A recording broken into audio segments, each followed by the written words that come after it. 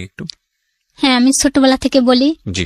আসলে আমার বয়সটা ঠিক বলতে গেলে অনাকাঙ্ক্ষিত ভাবে, মানে আমার বড় দুই ভাই বোন যখন হয়েছিল, আসলে আমি যে ভূমিষ্ঠ হবো এরকম একটা ইচ্ছা আমার বাবা মারই ছিল না।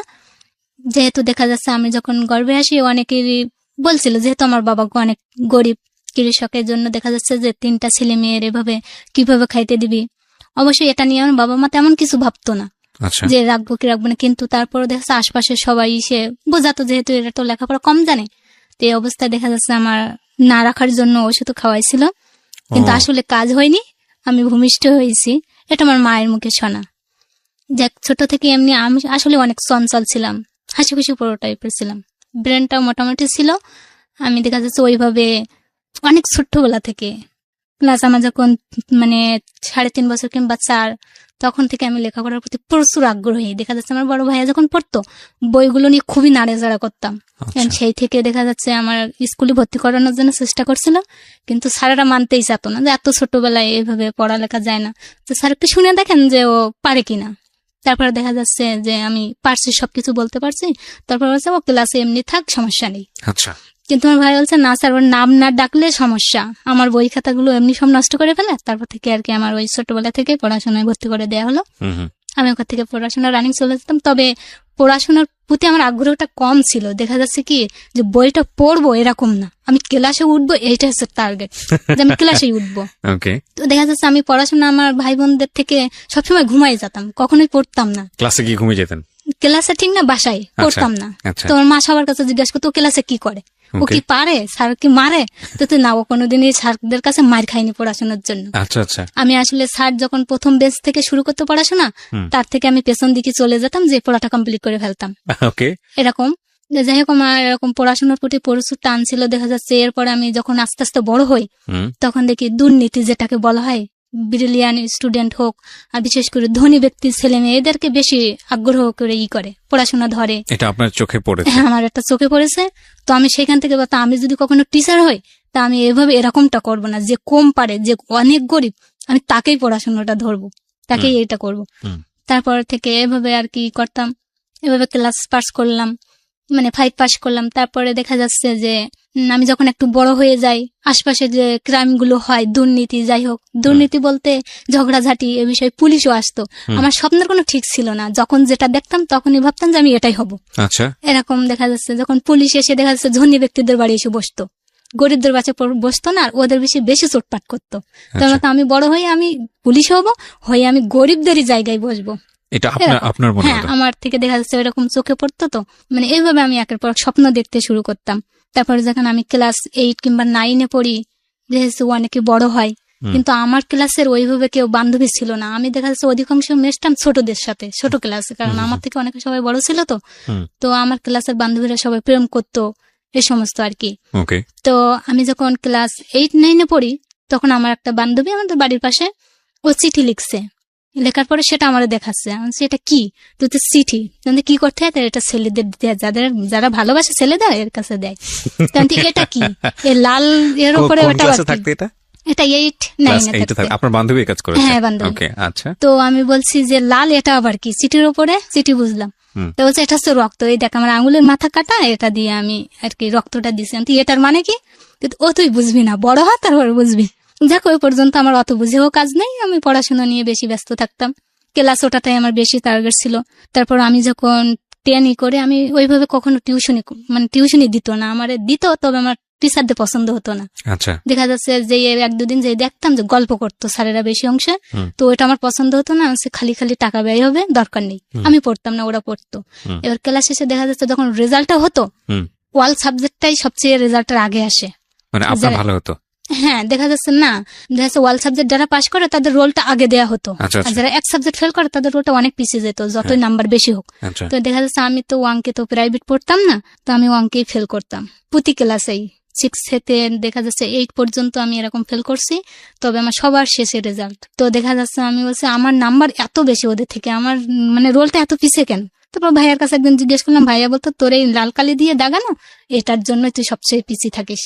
যাক, ওরা প্রাইভেট পড়তো আর সেরা রেজাল্ট শিটটা তৈরি করতো, তো যার কারণে এরকম। যখন ক্লাস 8-এ পড়ি, আমি কোন রকমের ভাগ্যক্রমে যাই হোক অঙ্কেটা টিকে যায়, যে আমার রোল তখন 3-এ চলে আসে। সবার থেকে আর কি, যারা ছিল সবার থেকে আমার উপরে চলে আসে।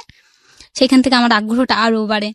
তারপর যখন আমি এসএসসি দেবো টেস্ট পরীক্ষায় আমি অঙ্কেও ফেল করি। ওহো, যেহেতু আমি টিউশনি ওইভাবে তো আমার দিত না, করতামও না। তো 20 মার্ক পাইছি, তবে জ্যামিতিটা আমি নিজের মতো করে যতটুকু বুঝতাম বুঝাই দিতাম। আমাদের ছাত্রদের সামনে যে আবার বুঝাই দিতে হতো, তো জ্যামিতি আমি খুব সুন্দর করে বুঝাই দিতাম। তো দেখা যেত আমাদের ওখানে টেস্টে আবার ফেল করলে নিয়ে যেত না। তো ওই স্যারটা আমার জন্য সুপারিশ করছিল যে মেয়ে এত সুন্দর মানে পারে, জ্যামিতি পারে, সে ফেল করতে পারে না। তো যাই হোক, ওনার অনুরোধে আমার নিয়ে যাওয়া হয়েছিল। আমি জানি না অবশ্যই এটা স্যারের এটা করছে। পরে স্যার একদিন জিজ্ঞাসা করলো আমার ইংলিশ স্যার যে তোমার কিসের সমস্যা, তুমি অঙ্ক কি করো? স্যার আমি তো পড়ি না। তো আমি যদি একটা মাস্টার দিয়ে পড়বা? হ্যাঁ পড়বা নেই, তবে দেখা যাচ্ছে টেস্টের পরে 2 মাস কি 3 মাস থাকে, সে সময় দিছিল। দেওয়ার পরে আমি পাশই করে যাই, ভালো রেজাল্টও করি। দেখা যাচ্ছে সব মেয়েদের তুলনায় ফার্স্ট যে মেয়েটা সায়েন্সের ওই ভালো রেজাল্ট করে, তারপর পরে আমি ভালো রেজাল্ট করি। এজন্য স্যারেরা অনেক ভালোবাসতো। যে যে মেয়েটা এরকম ভালোই দেখতাম না, কিছুই না, সে হঠাৎ এত ভালো রেজাল্ট করবে আমরা ভাবতেও পারিনি। যাই হোক, আমি স্যারদের কাছে খুব প্রিয় ছিলাম। তারপর আমি ইন্টারমিডিয়েট পাশ করলাম। ইন্টারমিডিয়েট পড়া চলাকালীন ওরকম অনেকে ভালো লাগতো, প্রেম করতো। তো আমি শুধু দেখতাম আর শুনলে কেউ কিছু বলতো না, যেহেতু ওদের থেকে আমি ছোট ছিলাম, তো কিছুই বলতে চাতো না। তুই এসে সমগ্র কিছু বুঝিস না, আসি না। অবশ্য আমি যখন মানে ইন্টারমিডিয়েট পড়ি তখন ঠিক মতো ওড়নাও গায়ে দিতে পারতাম না। তো একদিন একটা ডিগ্রির ভাইয়া বলছিল যে এখনো ওড়না পড়তে জানে না, দেখা যাচ্ছে মানে এই ভর্তি হয়েছে। তো আমার কথাটা খুব খারাপ লাগছিল সেই দিনে। সেরপর দেখা যাচ্ছে আমাদের নবীন বরণ অনুষ্ঠান হয়েছিল। ওই অনুষ্ঠানের দিনে আমি করছিলাম, বক্তৃতা রাখছিলাম, ফার্স্ট আমার জীবনে প্রথম বক্তৃতা। তবে সবাই খাতা দেখে দেখে বক্তৃতাটা লিখছিল, আর আমি নিজের মতো করে লিখে একটা নিয়ে মুখস্থ টাইপের করে আমি সুন্দর করে আমার মতো করে বলছিলাম, ছন্দও মিলাইছিলাম। যাই হোক, তারপর ওই দিন একটা গানও গাইছিলাম, আমি দেশাত্মবোধক একটা গান গাইছিলাম সেই রেল লাইনের ধারে। এটাতে আসলে অনেক সবাই মুগ্ধ হয়েছিল, প্রাইজেরও ব্যবস্থা করা হয়েছিল। তো প্রাইজ যখন দিচ্ছে ওই ভাইয়াটাই আমার প্রাইজ দিচ্ছিল। তো আমি সেখানে সবার মাধ্যমে বললাম আমি ওই ভাইয়াটার কাছ থেকে প্রাইজ নিব না, ওই যে কথাটা বলছিল সেই জন্য। তো সবাই বলছে কেন? আমাদের সমস্যা আছে, ওই ভাইয়াটা যেন কেমন, আমার ওই ভাইয়াটা পছন্দ হয় না, ওই ভাইয়াটার কাছ থেকে আমি ওইটা নিব না। আসলে অপমানই করা হয়েছিল, আমি তো অত বুঝতাম না, জাস্ট ওইরকমই। তো ভাইয়াটা আর একটা ভাইয়ার কাছে গাই দিয়ে সেইটা আমি নেই, পুরস্কারটা নিই। তো পুরস্কারে এমন কিছু ছিল, দেখা যাচ্ছে মেয়েদের দুল, চুড়ি, হার, ফিতা, এই সমস্ত টাইপের। তোমার বান্ধবীরা ওগুলো ভাগ করে নেয় নিজেরাই, আমার দেয় না। যাই হোক, ওই পর্যন্ত ছিল। আমি তখনও খুব বেশি করতাম না, প্রেম ভালোবাসা একটু একটু হয়তো বুঝতাম, কিন্তু ওইভাবেও বুঝতাম না যে কি হবে না হবে। হ্যাঁ, আমি তখন ইন্টার পড়ছি। আমার মেন টার্গেট হচ্ছে আমি যখন কলেজ উঠছি তখন আমার মেন, আর আমি যখন দেখা যাচ্ছে একটা ভুলে গেছি, যখন আমি ক্লাস 7 তখন আমার আপুর বিয়ে হয়ে যায়। আমার আপুর বিয়ে হয়ে যাওয়ার পর পরে আমার জন্য এরকম প্রস্তাব আসে। আসলে দেখা যাচ্ছে আমি হচ্ছে কি অবস্থা, আমি তো এখন ছোট, আর এই বয়সে কেউ বিয়ে করে, আর আপা তো দেখা যাচ্ছে পড়তে চাইতো না, তাই ওরে বিয়ে দিচ্ছে। আমি তো পড়তে চাই, আমার কেন বিয়ে দিবা? তো দেখা যাচ্ছে আসলে ওই আমার মা আবার খুব আমাদের 3 ভাই বোনের পড়াশোনার প্রতি খুব ছিল। তো দেখা যাচ্ছে আমার কথাই মেনে নিছে, এসএসসি পাস করলাম। তারপর আবারও প্রস্তাব আসে, আমি ইন্টার পাস করবো। তারপরে দেখা যাচ্ছে আমি ইন্টার পাসও করলাম। ছেলেদের ভালো লাগতো, কিন্তু তারপরে করতাম হ্যাঁ, এর মধ্যে দেখা যাচ্ছে আমার যে বান্ধবীরা, গ্রাম্য বান্ধবীরা, ওরা যখন রিলেশন করতো, ওরকম যখন বাবা মারা জানতে পারছে, টপাটপ ধরে বিয়ে দিয়েছে। কেউ মানে কলেজ অব্দি যেতে পারিনি, ওই 9 অব্দি সবাই গেছিল। এই কথাটা আমার মাথায় আছে যে আমি যদি ওরকম প্রেম করি, আমার ওরকম বিয়ে দিয়ে দেবে, আমার পড়াশোনায় হবে না। তো দেখা যাচ্ছে ভালো লাগতো হয়তো ছেলেদের, কিন্তু ওইভাবে তাকাতাম না। বারবার তাকাতো, কিন্তু আমি তাকাতাম না। যদি রিলেশনে জড়িয়ে যায়, দেখা যাচ্ছে আমারও বিয়ে দিয়ে দেবে। তো দেখা যাচ্ছে আমি এভাবে ইন্টার পাশে করলাম। করার পরে যখন বুঝলাম, অনেকেরই আমি কাঁদতেও দেখেছি, যে রিলেশন করার পরে বান্ধবীরা কাঁদছে, অনেক ছেলেদেরও আমি কাঁদতে দেখেছি। তো আমি শুনতাম যে কি অবস্থা, তো ও এরকম করছে, এই করছে, এই জন্য কাঁদছে। তখন থেকে আমি বুঝতে পারছি যে আসলে জিনিসটা কি, এরকম হয়তো হয়, ভুলে যায়। করার আগেই মূলত আপনি এমন আইডিয়া পেয়েছেন যে না, আমার রিলেশন করার কোনো দরকার নাই, এরকমই।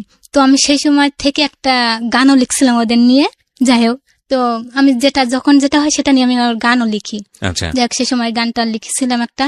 তারপরে দেখেছি আমি যখন বিয়ে ভর্তি হই, নতুন বিয়ে ভর্তি হওয়ার এরকম লাস্ট দিকে, সেই সময় আর কি একজন ভালোবাসার হাত বাড়ায় আমার, তার থেকে মানে তার আগে থেকে ওর দিত, টাচ দিত যে আমি একজনকে খুব ভালোবাসি, এই করে। ছেলেটা কি ছিল? ছেলেটা ছিল আমার রিলেটিভ। আচ্ছা, ও আপনাকে আগে থেকে ফলো করতো? হ্যাঁ, আমার ফলো করতো। তো দেখা যাচ্ছে ও এরকম ফলো করতো, করতো, বলতো তখন সে কি এসে আমাকে বল, তো সে না সময় হোক তারপরে বলবানি। তো এরকম করতো মাঝে মাঝে, ওরকম খুব করতো। আমি বলছি, কি সমস্যা বল, আমি দেখি কিছু করতে পারি কিনা। তো স্যার না, মানে ওই সমস্যাটা এসে তো আপনাকে সময়। বলতো যে কোন একটা হ্যাঁ, মেয়েকে পছন্দ করে, খুব পছন্দ করে। হ্যাঁ। তো বলছিস না কেন? তাইলে তো বলছে, যদি সে আমারে মানে প্রস্তাবটা নাকচ করে আমি এটা মেনে নিতে পারবো না। যাই হোক, আমি একটু সময় নিচ্ছি, সময় হলে ঠিকই বলবো তোর সাথে। আমি বলছি, ঠিক আছে। তো আমি এইভাবে থাকতাম, কিন্তু আমি বুঝতাম না যে ও আমাকে এইভাবে পছন্দ করতো। তার আগে যেখান আমার আপাতত বিয়ে হয়েছিল, আমার ক্লাস 7 থাকতে এরকম একটা প্রস্তাব আমার দুলাভাইয়ের কাছে দিছিল। ভাইয়া বলছিল, আমার শালিরে আমি খুব ভালো করে চিনি, এটা আমার দ্বারা সম্ভব না, যে পর্যন্ত ওই পর্যন্তই থাক। আর ও তো ছোট, ও আবার আমার সমবয়সী ছিল। তো দেখা যাচ্ছে ও এরকম করার পর দেখছে বিয়ে যখন আমি ফার্স্ট ইয়ারের শেষের দিকে যাব, মানে ডিগ্রি, হ্যাঁ ডিগ্রি। তো ওই সময় দেখা যাচ্ছে একদিন এরকম শীতের সময়, সে সময় শীতের সময়, ও বিশ্ব রোডের মাঝখানে দাঁড়ায়, ওর ফ্রেন্ডও ছিল। হ্যাঁ, এর আগে ওর কয়েকবার 2বার ওর ফ্রেন্ড নিয়ে আসছিল আমাদের নানু বাড়ি, আমাদের বাড়ির পাশাপাশি। ওর নানু বাড়িতে বেড়াতে আসছিল, এসে ওর ফ্রেন্ড দিয়ে বলাবে, ও সাহসটা পাচ্ছে না। আর এটা তো আমার অনেক আগে থেকে বলছো, 8, 9 যাই হোক, এরকম ইন্টারমিডিয়েটে ওরকম বলতো, তো আমি তো ওইভাবে শুনতাম না, বলতো না। যাই হোক, ওই সময় ওর ফ্রেন্ড নিয়ে আসছিল 2বার, কিন্তু ওর ফ্রেন্ড যেই বলতে চায় ও নিষেধ করে, বলে ওর ফ্রেন্ড নাকি ওগুলো পরে শুনছে ফ্রেন্ডের কাছ থেকে। লাস্ট আর একটা ফ্রেন্ড দিয়ে ওরকম বিয়ে যখন আমি ফাইনাল দিতে যাব, মানে ফার্স্ট ইয়ারে, সেই সময় ওরকম দেখা যাচ্ছে শীতের দিন, তখন শীতের সময় রাত্রে মাঝরাতে। তো ওরকম ফোন দিছে, আমি হঠাৎ ফোন রিসিভ করছি, কে তাই। তা ওর ফ্রেন্ড দিয়ে কথা বলছে প্রথমে, যে এরকম বিষয়, ও তোমার খুব পছন্দ করে, এখন তোমার এটা করতে হবে, মানতে হবে। মানে কি করে সম্ভব? আসলে এটা তো কোনোদিনই সম্ভব না, আমাদের পরিবার থেকে কোনো দিনের জন্য মানবে না। আর এই যদি শোনে, আমাদের মেরেই ফেলাবে। মানে ছেলেটা আপনার সম্পর্কে আত্মীয় সম্পর্কে, হ্যাঁ আত্মীয় তো আচ্ছা। আর ওদের ভিতর আমাদের ভিতর তো অনেক ভালো সম্পর্ক রয়েছে, এটা নিয়ে অনেক ঝামেলাও হতে পারে। আর আমি চাই না যে এরকম কোনো ঝামেলা হোক। ও তখন বলে যে কোনো সমস্যাই হবে না, আমি সবকিছু ম্যানেজ করে ফেলবো, শুধু হা বলতে হবে, তুই শুধু হাটা বল। তা মার ওর ফ্রেন্ডরা বলছে, আমি ওর তখন প্রচুর নেশা করতো, মানে সিগারেট। মামা তো ভাইদের কাছ থেকে শুনছে, ওরা একসাথে আবার ও পড়াশোনা করতো, পড়াশোনার মাঝে মাঝে আবার কাজও করতো, যে কোনো কাজ করতো। এটা আমার আসলে ওর খুব ভালো লাগতো যে কাজগুলো করে ও। আমার এমনি পরিশ্রমী ছেলেদের এমনি খুব ভালো লাগে, তো এই বিষয়টা আমার খুব ভালো লাগতো। যে জিনিসটা খারাপ লাগতো, সিগারেট খাইতো, দিনে দেখা যাচ্ছে 3-4 প্যাকেটও শেষ করে ফেলতো। তখন এই জিনিসটা খুব খারাপ, আর তুই মানে ও এরকমটা কেন করছো, নেশা করে। আর যেটা আমি সবচেয়ে বেশি ঘৃণা করি, এটা আমি মোটে পছন্দ করি না। তো ফ্রেন্ড বলছে, আমিও তো খাই, আজ অব্দি আমার গার্লফ্রেন্ড আমার এটা নিয়ে করতে পারিনি, যে খাওয়া থেকে বন্ধ করতে পারিনি, কিন্তু আজ যদি তুমি হ্যাঁ বলো, তা আমিও খাওয়া ছেড়ে দেবো, ও তো দেবে আমিও দেবো, এরকম একটা বলে। আর ও তখন বিশ্ব রোডের মাঝখানে আছে, ও কিন্তু বিশ্ব রোডের মাঝখানে দাঁড়ানো আছে, আর ওরা খুব ভালো করে জানো। আর প্রচুর জেদি ছিল, ছোটবেলা থেকে খুবই জেদি, যেটা করতো বলতো সেটাই করতো। মানে তুমি যদি না করে দাও তাহলে ও কিন্তু গাড়ির নিচে। মানে আর বিশ্ব রোডের মাঝখানে তো সে ভীষণ ব্যাপার, আমি এমনি তখন ভয় পেয়ে গেছি, প্রচুর ভয় পেয়ে গেছি। আর ও যখন আমার সাথে কথা বলছে, কাঁদছে, প্রচুর কাঁদছে, আর এইভাবে বলছে। আচ্ছা ঠিক আছে। তো ওই থেকে ঠিক আছে, মানে ওই থেকে একটু ফোন করে। আর ওই দিনে ওর সাথে আমার দীর্ঘস্থায়ী কথা বলতে 1 ঘন্টার মতন কথা বলছিলাম ওর সাথে, আর ওর ফ্রেন্ডের সাথে ওরকম 1 ঘন্টা 45 মিনিট এরকম কথা বলছি। লাস্ট আমার জীবনে ওর সাথে ওর প্রথম, মানে অত দীর্ঘস্থায়ী কথা বলা ওই দিন রাত্রেই। তারপর থেকে কথা বলতো 5 মিনিট 3 মিনিট, কেমন আছিস, কি করছিস, এরকম। মানে তুই তোকারি সম্পর্ক ছিল আপনাদের মধ্যে, যেহেতু সমবয়সী, ছোটবেলা থেকে দেখে দেখে বড় হয়েছে একসাথে এরকম। তো দেখা যাচ্ছে যে কেমন আছিস, কি করছিস, খাইছিস কিনা, এই কথাবার্তা এরকম হতো। তারপরে আস্তে আস্তে যখন বড় হতে থাকছে, ও তো শুনতে পাতো, যেহেতু রিলেটিভ, দেখাশোনা প্রস্তাব, কোনো প্রস্তাব আসে না, তখন তারা না কোনো প্রস্তাব আসে না। আর যেহেতু রিলেশন তো বুঝলাম, তা দেখা যাচ্ছে এটা তো কেউ জানবেই না, আর জানলে কিন্তু সমস্যা আছে, এটা কিন্তু জানানো যাবে না। আর সেই অনুযায়ী আমাদের কাজ করতে হবে প্রচুর। মানে আর দেখা যাচ্ছে আমার থেকে ও সমবয়সী হলেও আমার থেকে 2 ইয়ার নিচে ছিল। আচ্ছা, মানে পড়াশোনার দিক থেকে? হ্যাঁ, পড়াশোনার দিক থেকে আছে। পড়াশোনা আমি যখন বিয়ে করছি, ওর তখন যাচ্ছে ইন্টারমিডিয়েটও পাস করিনি এরকম। তারপরে যখন আবার মানে বিয়ে ভর্তি হয়, তারপরও আবার লস খায় এরকম। যেহেতু ও কর্ম করতো, তো ও এরকম মানে প্রাইভেট পড়তো না, ব্র্যান্ডও ভালো ছিল, যাচ্ছে কাজ করতে যেত, ওখান থেকে ফর্ম ফিল আপের টাকা পাঠাতো, বাড়ির দিকে ফর্ম ফিল আপ করতো না। ওর প্রতি একটু অবহেলা দেখেছি আমি ফ্যামিলি থেকে। মোটামুটি ভালো ছিল, কিন্তু ওর প্রতি যেন গুরুত্বটাই ছিল না খুব বেশি ফ্যামিলি। বড় বোন ছিল ওর, সে মেজো, আর ছোট একটা ভাই ছিল। তো দেখা যাচ্ছে পড়াশোনাটা সুন্দরভাবে আমার মতো এরকম চালায়, যাতে মানে কোনো সমস্যাই না হয় ফ্যামিলি থেকে মেনে নিতে। আর সবচেয়ে বড় সমস্যা যেটা হলো যে সিগারেট খাওয়াটা বন্ধ করতে হবে, কোনো মতে এটা চালানো হবে না, এটা আমি সবচেয়ে বেশি ঘৃণা করি। তো দেখা যাচ্ছে কমাই দিত, বলতো আমি খাই না, এই করি না, সেই করি না, এরকম বলতো। তারপরে তো ওইভাবে নেশা আমি জানি সেটা সবাই ছাড়তে পারে না, আমাদের পাড়া প্রতিবেশীরা তো খাতো, তো যদি সিগারেট খাতিস আমাদের বাড়ি আসবি না, তো এরকম বলতাম। তো আসলে ওরা ছাড়তে পারে না, আমি দেখছি, আর ওরাও বলে যে একটু হলে হঠাৎ করে এভাবে ছাড়া যায় না। ওর মুখে ওই শুনছি যে আমি ছেড়ে দেবো, কিন্তু আমি জানি ওইভাবে ছাড়ে না, তবে খবর নিয়ে দেখছি কমাই দিছে। তারপর দেখা যাচ্ছে প্রায় আমার পরীক্ষার সময় ও মাঝে মধ্যে বেড়াতে আসতো, দেখা যাচ্ছে। আর ওই রিলেশনটা হওয়ার পরে ও ঢাকা চলে গেছিল, ঢাকা চলে ওখান থেকে কথা বলতো, আর ওই 2-5 মিনিট কথা বলতো ওইভাবে, কেমন আছিস, কি করছিস। ওইখানে ও মানে ইসে গেছিল, ও গার্মেন্টসে কাজ করতো ওইখানে যেই, তো পরিবারের দিকে টাকা পাঠাতো, ও নিজে খরচ চালাতো, এরকমই। তো কথা বলতে বলতে হঠাৎ দেখা যাচ্ছে কথা বলা বন্ধ, কদিন ধরে কথা বলে না। ও প্রায় ফোন দিত, আমি কখনোই ফোন দিতাম না, ওই ফোন দিত, যে হয় সকালে, না হয় বিকালে, না হয় দুপুরে, যে মানে প্রতিদিনই ফোন দিত যে কোনো টাইমে। তো ওইভাবে কথা বলতাম, 2-5 মিনিট কথা হতো, আর কথা বলতো আমার মার সামনে, প্রায় কথা হতো সিম্পল, মানে কেউ বুঝতে পারতো না যে আমাদের ভিতরে এরকম একটা রিলেশন আছে।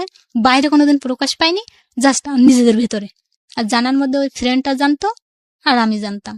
জানার পরে দেখা যাচ্ছে এখন 2-3 বছর পরে আমার একটা বান্ধবী জানতে পারে, বান্ধবীর সাথে ও বলছে, আমি কিছু বলিনি, ওই বলছে, কারণ আমি এইভাবে জানতে দিতাম না। গ্রামে যদি এটা জানাজানি হয় খুব সমস্যার ভেতরে পড়ে যেতে হবে। আর আমরা এমন একটা পরিবার, দেখা যাচ্ছে গরিব, কিন্তু আমাদের সম্মানটা ওখানে অনেক বেশি, খুবই বেশি। আমার আব্বা দাদু খুবই সহজ সরল ছিল, তারপর আমার ভাইয়া আপু তো এরকম তার ছিল না। যেহেতু এরকম যদি আমার কোনো সমস্যা হয় আমার পরিবারে, দেখা মান সম্মানের ব্যাপার সেপার, সবাই বলবে যে উনি প্রেম করে। আর ছোটবেলা থেকে আমার এরকম ইচ্ছা ছিল, যখন থেকে বুঝতে পারছি জিনিসটা কান্নাকাটি করে মানুষ, তখন থেকে আমি এটা করতাম যে যাকে ভালোবাসবো তাকেই বিয়ে করব, আর দরকার হলে আমি প্রেমই করব না, দেখা বিয়ের পরে প্রেম করব, এরকম। যখন আমি বিয়ে ফার্স্ট ইয়ারটা থাকতাম, বুঝতে শিখেছি তখন থেকে। এই জন্য এসবগুলো আমি কাউকে জানাতে দিতাম না, যে মান সম্মানের ব্যাপার।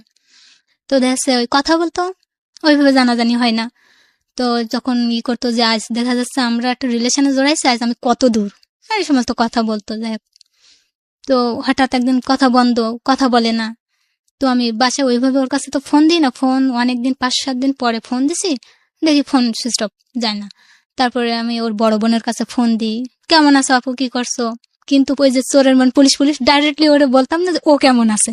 যদি কিছু মনে করে, অবশ্য মনে করবে না, তারপরে চোরের মন পুলিশ পুলিশ যদি কিছু মনে করে, কেমন আছে, তা হ্যাঁ ভালো আছে। তো ফোন টোন করে, তো সে মাঝে মধ্যে করে, অনেকদিন পর পর দেখা যাচ্ছে 1 মাস 1.5 মাস পরে যখন ফোন করে, কি ব্যাপার, ফোন বন্ধ ছিল। আমার ফোনটা আসলে আমার বসের ফোনটা সমস্যা হয়েছিল, তা আমার ফোনটা আমার বস ব্যবহার করতো। তো আচ্ছা ঠিক আছে, এই জন্য আর কি।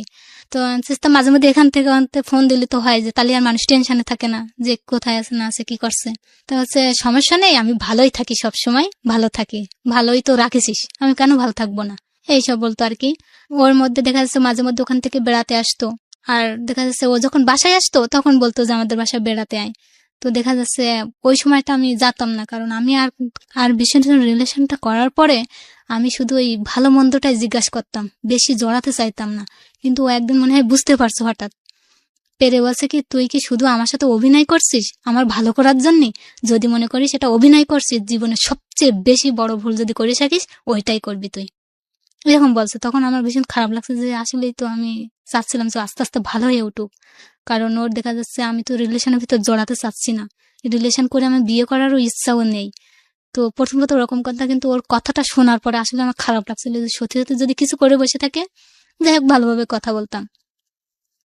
তো এভাবে ওর সাথে আমার কোনোদিন, আমার জীবনের লাইফে আমি ওর সাথে কোনোদিন আই লাভ ইউ জিনিসটা আমি ব্যবহার করিনি, যেটা সত্য।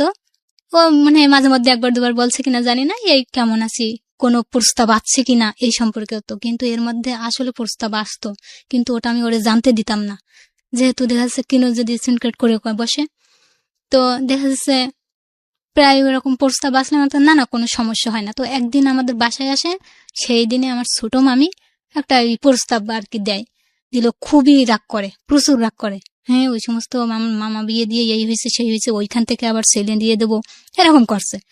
তো ওনার ছোট মামি বলে যে তোমার এত জ্বলছে কেন, তোমার কি, আমরা বিয়ে দেবো তো তোমার কি, না ওরা বিয়ে দেবা কেন, ওরকম ছেলে দেয়া যায় না, ভালো ছেলে হলে দেয়া যায়, এরকম বলছে, ভালো ছেলে হলে দেয়া যায়, ওরকম ছেলে দেয়া যায় না, এরকম বলে। তারপর মারে বলে যে ওরকম ছেলেরে বিয়ে দিও না। তো মা বলে আচ্ছা ঠিক আছে, তাহলে ভালো ছেলে নিয়ে আসিস, তাহলে বিয়ে দিবা। তখন পর্যন্ত ওকে তো কেউ ফ্যামিলি কেউ সন্দেহ করেনি, না না কখনোই না। তো দেখা যাচ্ছে ভালো ছেলে আনিস তাহলে বিয়ে দিবানি, সমস্যা নেই। তো হচ্ছে কি, হ্যাঁ ভালো ছেলেই আসবে, ওরা কোথাও দেখাইও না, ওইভাবে যেন ওর প্রস্তাব না আসে, এই আর কি। এতটাই মানে ডিপ রিলেশন ছিল আপনাদের ফ্যামিলির সাথে? খুবই ক্লোজ ছিল। এটা দেখে ওর চাচাতো ভাই বোনরা মানে খুবই করতো, হিংসা করতো। আর আমরা, ওরা কয় ভাই বোনি, আমরা কয় ভাই বোনি, এতটা করতাম, কেউ বিশ্বাস করতে পারতো না যে এরা মানে আপন না, এরকম কি মতো, মানে মায়ের পেটের ভাই বোনের মতো, আচ্ছা। এতটা সুসম্পর্ক ছিল আমাদের ভিতরে। তো দেখা যাচ্ছে এভাবে আমাদের চলে। প্রস্তাব তো একের পরে এক আসে, আর যখন প্রস্তাব আসে আসলে আমার মানে এমন এমন প্রস্তাব আসে মেনে নিতেও বাধ্য, যে প্রস্তাবটা খারাপ না, না করার মতনই কিছু না। তো আমি যাইতে চাইতাম না, প্রস্তাব যেগুলো আসতো দেখতে আসলে আমি যাইতে চাইতাম না। আমি তারপরেও গেছি, মানে তখন যে আমি কি করব, যদি পছন্দ হয়ে যায় আমি কি করব। আর ও তো যাই একটা কিছু করেই ফেলবে। আর এর আগেও বলছে যদি এরকম কিছু হয়ে যায় আমি কিন্তু বাধাগ্রস্ত করব, মানে বাধাই দেব, যদি মানে তো ভালো, না হলে উঠাই নিয়ে আসবো, এরকম একটা। আর এটা শুনে তো আমার আরো খারাপ লাগে, মানে সম্মানের ব্যাপার, আমি সম্মানটাই সবচেয়ে বড় করে দেখতাম, আমার হোক আর আমার ফ্যামিলিরই হোক। তো দেখা যাচ্ছে যখন প্রস্তাব আসতো ওরে তো আমি জানাতেই না, তাছাড়া মারও বলতাম যে আমি পড়াশোনাটা শেষ করি, এত তাড়া কিসে। তা বলে দেখা যাচ্ছে ওরা তো পড়াশোনাও করাবে, কিংবা পড়তে চাইলেও পড়াবে, তাহলে সমস্যা কি, মানে মেনে নেওয়ার মতো তেমন কিছু না, এরকমই। তো আমি যখন ওদের সামনে যেতাম আমি ঠিক মতো চুলটা, সাজুগুজু তো দূরে থাক, আমি চুলটা ঠিক মতো কোনোদিনই আছাড়াই যাইনি ওদের, যাতে করে আপনাকে দেখে পছন্দ না হয়। পছন্দ না করে। তো মা এ নিয়ে আমার প্রচুর বকাবকি করতো, চলে যাওয়ার পরে প্রচুর মানে গালাগালি করতো, মানে খুবই। তো দেখা যাচ্ছে আমি সহজে মার সামনে থাকতাম না, যখনই আসতাম তখনই শুরু করতো, যাতে গালাগালিটা না দিতে পারে সেজন্য মা আড়ে আড়ে ঘুরে বেড়াতাম। তো যাচ্ছে সামনে আসলে ভাত খাওয়ার সময় তো একসাথেই খাই, আমরা কেউ কারোর ছেড়ে ভাত খাই না। দেখা ওই সময় খুবই রাগারাগি করে, তখন দেখা আমি নিচের দিকে তাকাইয়ে মানে চোখের পানি দিয়ে ভাত খেয়ে ফেলতাম, এরকম অবস্থা। মানে কিছু বলতেও পারতাম না, কিছু করতেও পারতাম না, না পারছি বলতে যে এরকম একটা, না পারছি যে এটা মানে থাক, তখন এরকম হতো, শুধু কান্না করতাম, মানে প্রত্যেকটা অবস্থা এরকম, মানে পুরো প্লেটটা ভিজে যেত, হয়তো দেখতে পাতো না, অমনি আমি ভাত খেয়ে নিতাম, চোখের পানি খেয়ে নিতাম, এরকম অবস্থা, আমি চোখের পানি খাতাম। তো এরকম অবস্থায় যেত। তারপরে দেখা যাচ্ছে প্রত্যেকটা ক্ষেত্রে এরকমই হতো, কিন্তু কাউরে কোনোদিন জানা, আফারে বলতাম যে আপা এগুলো দেখ মার একটু বোঝা না, দেখা যাচ্ছে আমি বড় হয়েই তো যাচ্ছি, আমি পছন্দ মতো নিয়ে বিয়ে করবো না, আমি তার এমন কোনো করছি না যে সবাই প্রেম করে কেউ সমস্যা করে, আমি তো সেরকম কিছু করছি না, যা শুধু একটু পড়তে চাচ্ছি, এই ছাড়া তো কোনো সমস্যা না। তো আপাও বুঝায় যে ও যেহেতু বিয়ে করতে চাচ্ছে না, কেন বারবার ছেলে আনো, সবসময় তো ভালো ছেলে আসে না, এরকম তো ব্যাপার। তো ও সমস্যা কি, ও তো পড়াশোনাই করবে, ওরা পড়াশোনা করাবে। তারপর আমি বোঝাতাম যে অনেক ক্ষেত্রে দেখেছি সংসার সীমাটা যেয়ে পড়াশোনা করতেই পারে না, আমারও যদি ওরকম হয়, এরকম বোঝাতাম। কিন্তু মেন ছিল যে ওর কথাটা বেশি মনে পড়তো। আর ও যখনই আমাদের এখানে বেড়াতে আসতো ও কান্না করে চলে যেত, কাঁদতে কাঁদতে চলে যেত, এরকম অবস্থা। তো একদিন আমি এরকম পড়ছি, আমার মামাতো ভাই আর ও আসছে, থাকতো আমাদের এখানে মাঝে মধ্যে এসে থাকতো। তো একদিন আমি পড়ছি বসে, তো হঠাৎ আমার মামাতো ভাই বাইরে গেছে, ও বসে আছে, আমি পড়ছি, তো তোর হাতটা দে, রাত্রের বেলা। তো আমি মনে হয় কিছু নিয়ে আসছে, আবার বাজারে গেছিল, মনে হয় কিছু নিয়ে আসছে। তো দুম করে ওর মাথায় হাতটা তুলেছে, আমার হাতটা ওর মাথায় তুলেছে। কি ব্যাপার, যদি ওর চলে আসে তো সমস্যা হয়ে যাবে স্যার। তো বলছে না, তুই আগে কথা দে যে তুই আমাকে স্যার কারো বিয়ে করবি না, এই কথাটা দে। এই সমস্ত কি কথা, এ তো আমি বলেছি তো আমি আসি, সমস্যা কি, তো তোর না কথাটা দিতেই হবে যে আমাকে স্যার তুই কাউরে বিয়ে করবি না। আচ্ছা ঠিক আছে তুই এবার ছাড়। জোর করে হাতটা টেনে, ওই ঠিক আছে ওই পর্যন্ত তো মানলাম, কিন্তু যে তুই বলিসিস, আমার কিন্তু কথা দিছিস, আমার কিন্তু ছুঁয়ে কথা দিছিস, আমি তো ঠিক আছে বলিসিস, সমস্যা নেই। তো ওই কথাটা দেওয়ার পর থেকে এরকম যখন প্রস্তাব আসতো, এইটাই আমি মানে নিতে পারতাম না, যে এটা সম্ভব না, যদি কিছু করে, যাছাড়া আমি তো কথাই দিছি। আর আমরা ছোটবেলা থেকে যাকে কথা দিতাম কথা রাখার চেষ্টা করতাম সবসময়ের জন্য। তো দেখা যাচ্ছে এরকমই প্রায় আমার পড়াশোনার সময়, পরীক্ষার সময় যেন হুট করে কেমন করে চলে আসতো, এসে যেন এরকম ঝামেলা করতো, না পারতাম পড়তে, না পারতাম কিছু করতে। মাঝে মধ্যে বলতাম যে পড়াশোনার সময় কেমনে আসে, মাঝে মধ্যে যখন ছুটি পাইতো ঢাকা থেকে এসে আসতো, আর ও যখন ছুটি পাইতো আমার খুলনা যেতে বলতো, তো যেতাম না, দেখা যাচ্ছে ও ঢাকায় চলে গেলে তারপর বেড়াতে যেতাম, এরকম অবস্থা। আমি চলে আসলি তাই বেড়াতে আসিস, কিন্তু আসলে এই সময় আমি ছুটি পাই। তো দেশে এইভাবে যাই। এরপরে এরকম বলে যে কতদিন এইভাবে চালিয়ে নিয়ে যায়, বিয়ের প্রস্তাব আনতেস কি মাথা ঠিক আছে, যেহেতু বড় বোন একটা আছে তোর, কোনোদিন কি তোর বিয়ে দেবে, বড় বোনের রেখে আগে আপুর বিয়ে হোক তারপরে। তো দেখছে আপুর বিয়ে ঠিক হয়। তো দেখা যাচ্ছে আমার আপুর বিয়ে আসলে মানে দেখাশোনাটা জাস্ট হয়েছে ও রিলেশনটা করার পরে, যখন ঢাকায় চলে যায় তারপরে মাঝে মানে একদিন আসছিল আমাদের বাসায় রিলেশনের পরে। তারপরে আর লাস্ট দীর্ঘদিন বিয়ে, ও যখন 6 মাসের পর মাথায় আর কি করে যোগাযোগটা বন্ধ করছিল, এ নিয়ে আমি এর মাঝে কয়েকবার গেছি, কিন্তু ওইভাবে আর যোগাযোগটা করতো না, মাঝে মধ্যে করতো। তো দেখা যাচ্ছে ওই আপুর বিয়ের সময় গেছি, যাওয়ার পর ও বলছিল যে তুই আসবি না আপুর বিয়েতে, আনছে কি না আমি যাব না। কেন যাবি না, আনছি এমনি যাব না। বলছে তুই আর না আসলে তো আমাদের বিয়েটাই হবে না, আপুর বিয়েটাই হবে না।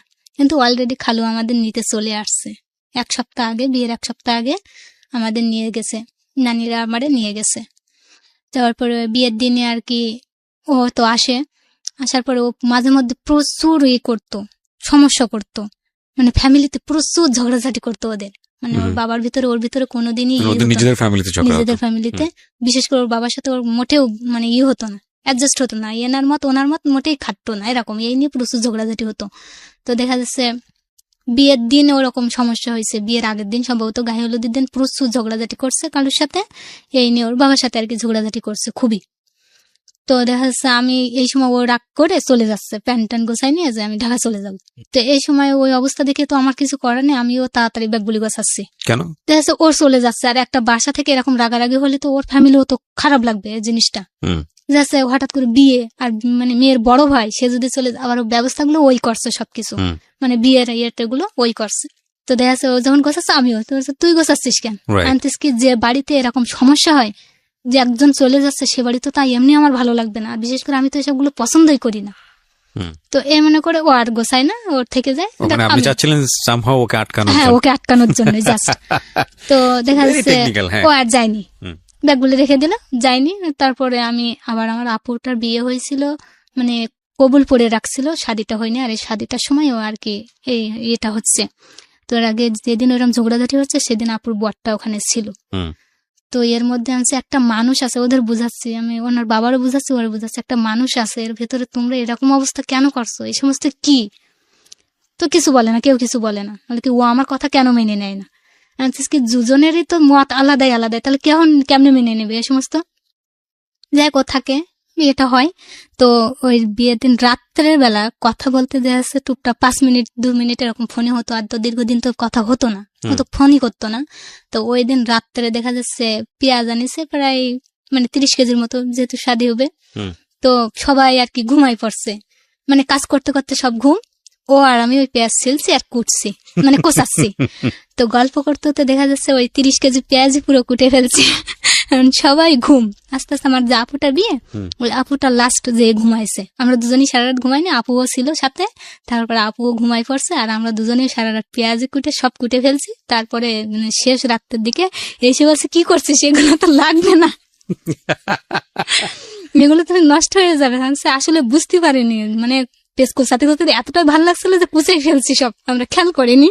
তারপরে দেখা যাচ্ছে এরকম কুচে ফেলছি। ওই দিনে আমাদের ভিতরে সরাসরি যে আলাপটা, দীর্ঘ সময় কথা বলা, ওইটাই। পেঁয়াজের ঝাঁজটা টের পেয়েছিলেন যে পেঁয়াজের ঝাঁজ যে চোখে লাগে? ঠিক মনে নেই যে আসলে পাইছিলাম কিনা। তো দেখা যাচ্ছে ওই পেঁয়াজগুলো কুচে ফেলছিলাম। ওই দিন অনেক কথা বলছিলাম যে আমি কলেজে কি করছি না করছি, আমার কলেজে কেমন হতো না হতো, অনেক গল্প বলছি। ফ্রেন্ডরা এই সেই মন খুলে কথা বলা, হ্যাঁ মন খুলে যে কথা বলা, এই করি সে করি, এই সমস্ত মানে চড়ু ভাট্টান, মানে আমার গল্পগুলো বলেছি ওই দিন রাত্রে। ও শুনছে, শুধু শুনে গেছে। তারপরে দেখা যাচ্ছে ওইভাবে মন খুলে কথা বলার ওই দিনই ওর সাথে কথা বলা, যেটা না তো ফোনে কথা বললো 2-5 মিনিট, তারপর তো ফোন তো করতো না মাঝে মধ্যে। ওই দিন থেকে জাস্ট ওই কথা বলার পরে দেখা যাচ্ছে ওর পরে ঢাকা চলে গেছে, আমি তো আমার বাসায় চলে আসতাম। তো ওই বিয়ের সময় যখন আসছিল তখন বলছিল কি তুই কি ভুলে গেছিস সব? আন্টি কি বলবো, ভুলে তো তুই গেছিস, তুই তো ফোন টোন করিস না। যে আসলে আমার খুব কষ্ট হয়, আমি যখন উপরে মানে ঢাকা থাকি তখন তোর সাথে যখন কথা বলে আমার খুব কষ্ট হয়, এই জন্য আমি কথা বলতাম না। তো আচ্ছা ঠিক আছে, আর মানে যা বলতাম আমি তাই মনে করতাম, সব তো জানিও না যে প্রেমটা আসলে কেমন হয় কি হয়। যাই ঘুরতে যাওয়া, একসাথে কোনোদিন ঘুরতে যাওয়াও হয়নি, যে একসাথে দুজন ঘুরতে গেছি এরকম কোনোদিন হয়নি। তবে আপুর বিয়ের মানে যখন ওখানে ছিলাম, ওখান থেকে 3-4 দিন পরে, আর বিয়ের আয়োজনটা বলতে গেলে মানে আমি তো 7 দিন আগে নিয়ে গেছে আমারে, টোটালি আয়োজনটা আমি ওনাকে করছি, মানে সমস্ত বিয়ের দিনটা সব গোছ গাছ কি করতে হবে না করতে হবে এই নিয়ে, আর ওই ছিল আর আমি ছিলাম। তো আমার সবচেয়ে বেশি খারাপ লাগতো, ওদের জন্য আমি অনেক কিছু করতাম। যাই হোক, তো বিয়ের সময় যেটা আমার খুব খারাপ লাগছিল, ওই বিয়ের দিনটা আমার আপুটা অনেক ভালোবাসতাম, নিজের বোনের মতো মনে করতাম, কিন্তু বিয়ের দিনে সমস্ত দায়িত্বটা আমার উপর দেওয়া, যার যা টাকা পয়সা আছে সবগুলো আমার কাছে রাখা। ওর মানে সবার আস্থার জায়গা। হ্যাঁ, ওর চাচাতো ভাই এর বিয়ের ছিল, আর তো টাকা তো ঋণ করে আনছিল ব্যাংক থেকে, লোন নিয়ে আপুটার বিয়ে হয়েছিল 50,000 টাকা লোন নিয়ে। তারপর ওর চাচাতো ভাইদের কাছ থেকে 30,000 টাকা লোন নিয়ে বিয়েটা করা হয়েছিল। তো দেখা যাচ্ছে সমস্ত টাকা পয়সা গুলো আমার কাছে দেওয়া হয়েছে, যার যেটা লাগছে তখনই। মানে আমি এতটাই ব্যস্ত যে বিয়ের যে অনুষ্ঠানে যে মজা, সে মজাটাই আমি করতে পারছি না, এরকম একটা। তো দেখা যাচ্ছে ওরকম হচ্ছে, এ টাকা চাচ্ছে, ওই করছে, এই করছে, কিন্তু আমার আপুর গায়ে হলুদ হয়েছে, সেদিনও মোটামুটি আনন্দটা একটু হলেও করছি কাজের ফাঁকেও। কিন্তু বিয়ের দিনটা দেখা যাচ্ছে আপুর বিয়েটা নিয়ে বান্ধবীরা সবাই মজা করছে, আমার বোনেরা গেছিল, মামা তো বোন টোন, এরা সবাই ব্যস্ত আছে। আমার আপু একবার আমার ডাকছে না যে তুই কাজ করা বাদে এখানে আয়, সবাই তো এখানে আছে। তারপর পার্লারে আপুরে সাজাতে নিয়ে গেছিল, তখনও মানে আপুর ভিতর নেই, আমি শুধু কাজই করে যাচ্ছি, যে যা করছে আমি শুধু কাজে দেখে যাচ্ছি। তারপরে বিয়েটা হয়েছিল কমিউনিটি সেন্টারে হয়েছিল বিয়েটা। তো বিয়ের দিন দেখা যাচ্ছে সবাই গোসল গোসল করে সবাই কমিউনিটি সেন্টারে চলে গেছে। তো যাওয়ার সময় ও বলে যাচ্ছে যে তুই একটু তাড়াতাড়ি আসিস, যেহেতু বিয়ের উপহারটা তো দেয়, এগুলো তোর লেখা লাগবে। তখন তো আচ্ছা ঠিক আছে। এবার আমি যখন বাসায় গোছাচ্ছি দেখি আমার মাও তো গেছে, খালা আছে, ওনার ফুপুরা আছে। তো ওই অবস্থা দিয়ে আছে, এরা কেউই যাচ্ছে না। তো এটা আমার দেখে খারাপ লাগে, আমি এমনই চাই যে সবাই মিলে আনন্দটা করতে, কিন্তু এরা কেউই যাচ্ছে না। আমি তখন বললাম আচ্ছা তোমরা এখনো কেন যাও না, সবাই তো চলে গেছে, তোমরা কেন আসো? দেখা যাচ্ছে মাছ আছে, এরা না গেলে কি হয়, অনুষ্ঠানটা কি জমে? আমি ওদেরকে পাঠাই দিছি, খালা গেছে গোসল করে, আম্মু গেছে, তারপরে ওনার ফুফু গেছে। এরা দেখা যাচ্ছে বাড়ি থেকে তো যাওয়া যায় না, আর দেখা যাচ্ছে যে স্বাদের যে অনেক কিছু মানে গোশ এসবগুলো বেশি ছিল, যেগুলো এরা দেখছে এগুলো মানে করে ঠিকঠাক রান্না মানে রেখে দেওয়ার মতো এরকম অবস্থা করে তারপরে যাবে। তো বললাম তোমরা যাও, আমি এগুলো করে আসছি। আসলে অনুষ্ঠানে মা এরাও না থাকলে কি অনুষ্ঠানই হয় না। তো আমি চাচ্ছিলাম যে আমি না যেয়ে ওদেরকে বাসায় রাখতে আমার এটা ভালো লাগছিল না। তো বললাম যে হয়তো তোমাদেরই খোঁজ করছে বারবার, এরকমই হতে পারে, তো তোমরা গোসল করে তাড়াতাড়ি চলে যাও। আর এর আগে দেখা যাচ্ছে আমার আপু যখন মানে কলমা দেওয়া ছিল বিয়ের আগে তো আসতো, তো দেখা যাচ্ছে আমি প্রায় ভাইয়াটারই করতাম, আপুর বটটারে, যে আসলে শরবত দেয়া, এই দেয়া, কখন কি প্রয়োজন না প্রয়োজন, এগুলো খুব করতাম। তো ওই দিনই ভাইয়াটা বারবারই, আর কেউ বলুক বা না বলুক, ভাইয়াটা বারবারই বলছিল যে সবাইকে দেখছি, ওকে কেন দেখছি না, ও নেই কেন? তো এটা অবশ্য কারোরই মাথায় নেই। যাই হোক সবাই চলে গেল, আম্মু গেল, খালা ওরা সবাই গেছিল, আমি শুধু বাড়ির ওইগুলো সবকিছু রান্না বাড়া ঠিকঠাক করে রেখে গিয়ে সুন্দর করে গোছাইয়ে তারপরে গেছি। তো এতটাই দেরি হয়ে যাচ্ছে, তখন দেখা যাচ্ছে খাওয়া শেষ পর্যায়ে ওখানে কমিউনিটি সেন্টারে। তো আমি দেখা যাচ্ছে মানে শ্বাসকষ্ট তো দূরে থাক, মানে ওই দিনে মানে চুলটাও ঠিক মতন, কাপড়ও সুন্দর পরারও টাইম নেই, যে কোনো একটা পরে বরকা পরে ছুট দিছি, এরকম অবস্থা। যে তারপরে দেখা যাচ্ছে মিষ্টি টিষ্টি দেয় ভাইয়াদের, শেষ পর্যায়ে ওগুলো দিলাম, দিয়ে তারপরে বাসায় চলে আসলাম। তো ওই দিন আসলে পরে চোট দেখেছে, আপুর সাথে একসাথে থাকতাম তো খুবই করছিলাম। তো থাকার পরে চলে আসলাম ওখান থেকে। 4 দিন পরে যখন আপুর এমনি তো হিমশিম 7 দিন আগে নিয়ে আসছে, ওই দিনে প্রচুর সব কাজ কামি করা, এই নিয়ে সবই করলাম। তো বোরিং লাগছিল খুবই না। আপুর যখন শ্বশুর বাড়ি ছিল, তো আমি ওর বললাম যে ঘুরতে যাবি? তো বলছে হ্যাঁ। ও খুব খুশি হয়েছিল ওই দিনটা, আসলে ঘুরতে যাওয়ার কথাটা শুনে প্রচুর খুশি হয়েছিল। তা বলছে হ্যাঁ যাবো। কখন বেরোবে? কি তো এখন দেখা যাচ্ছে এখন তো হাতে কাজ নেই, সময় আছে, তো চল যাই। তো আচ্ছা ঠিক আছে, তাহলে তুই আগে যা, আমি পরে আসছি, যেহেতু একসাথে দেখলি কি ভাববে না ভাববে। তো ও গেছে, যে রাস্তায় দাঁড়ায় আছে, ওর আমি রেডি হচ্ছি, এর মধ্যে আমার একটা মামা গেছে, কি যেন কাজে খুলনা গেছে, মামা উঠে গেছে। এই সময় তো আবার যাওয়া যাবে না, মামা হয়তো অনেক পর জার্নি করে এসে আবার সেগুলো করে আবার মামারে খাবার দেওয়ার ব্যবস্থা করলাম। এতে করে দেরি হয়ে গেছে, ও তখন পায়চারি করছে নাকি রাস্তায়। তো রেডি হয়ে আমি কিভাবে যাই না করি, এই বেরোতেই পারছি না, অনেকক্ষণ হয়তো ওয়েট করছে। তারপরে গেছি যে দেখি বাড়ির পাশেই ঘুরছে, কিন্তু এখানে করছিস কেন? আমি তো বললাম এটা সামনের দিকে যাইতে। তো বলছে থাক সমস্যা নেই, বলে দুজন গেছি। কিছু দূর যাওয়ার পরে আপু ফোন করছে যে আমরা আসছি। তারপর আমরা ওই কিছু দূর যাওয়ার পরে আপু আর ভাইয়া আসলো, ওই কিছু দূর গেছিলাম, যাওয়ার পরে ওখান থেকে দাঁড়াইয়ে আপু আর ভাইয়ারে নিয়ে বাসায় চলে আসলাম। ওই আসছে ঘুরতে যাবো, আমাদের দুজনের একসাথে ঘুরতে যাবো। ওই আধা ঘন্টা কান ঘুরছিলাম, ঘোরার পরে চলে আসছিলাম। আসার পরে ওই দিন থেকে বলছিল যে আপুর তো বিয়ে হয়ে গেছে, এখন এইবার কথাটা বলি, জানতেস কি এইবার কথা বলে তো আরো পিটাবে, কারণ দেখা যাচ্ছে 50,000 টাকা লোন নেয়া, এই লোনগুলো শোধ করা লাগবে না। দেখা যাচ্ছে আমার বিয়ে করলে তখন তো আমার একটা খরচ থাকে, তখন এটা কিভাবে সামলাবি? তা আপুর এই ঋণগুলো আগে শোধ হোক, তারপরে।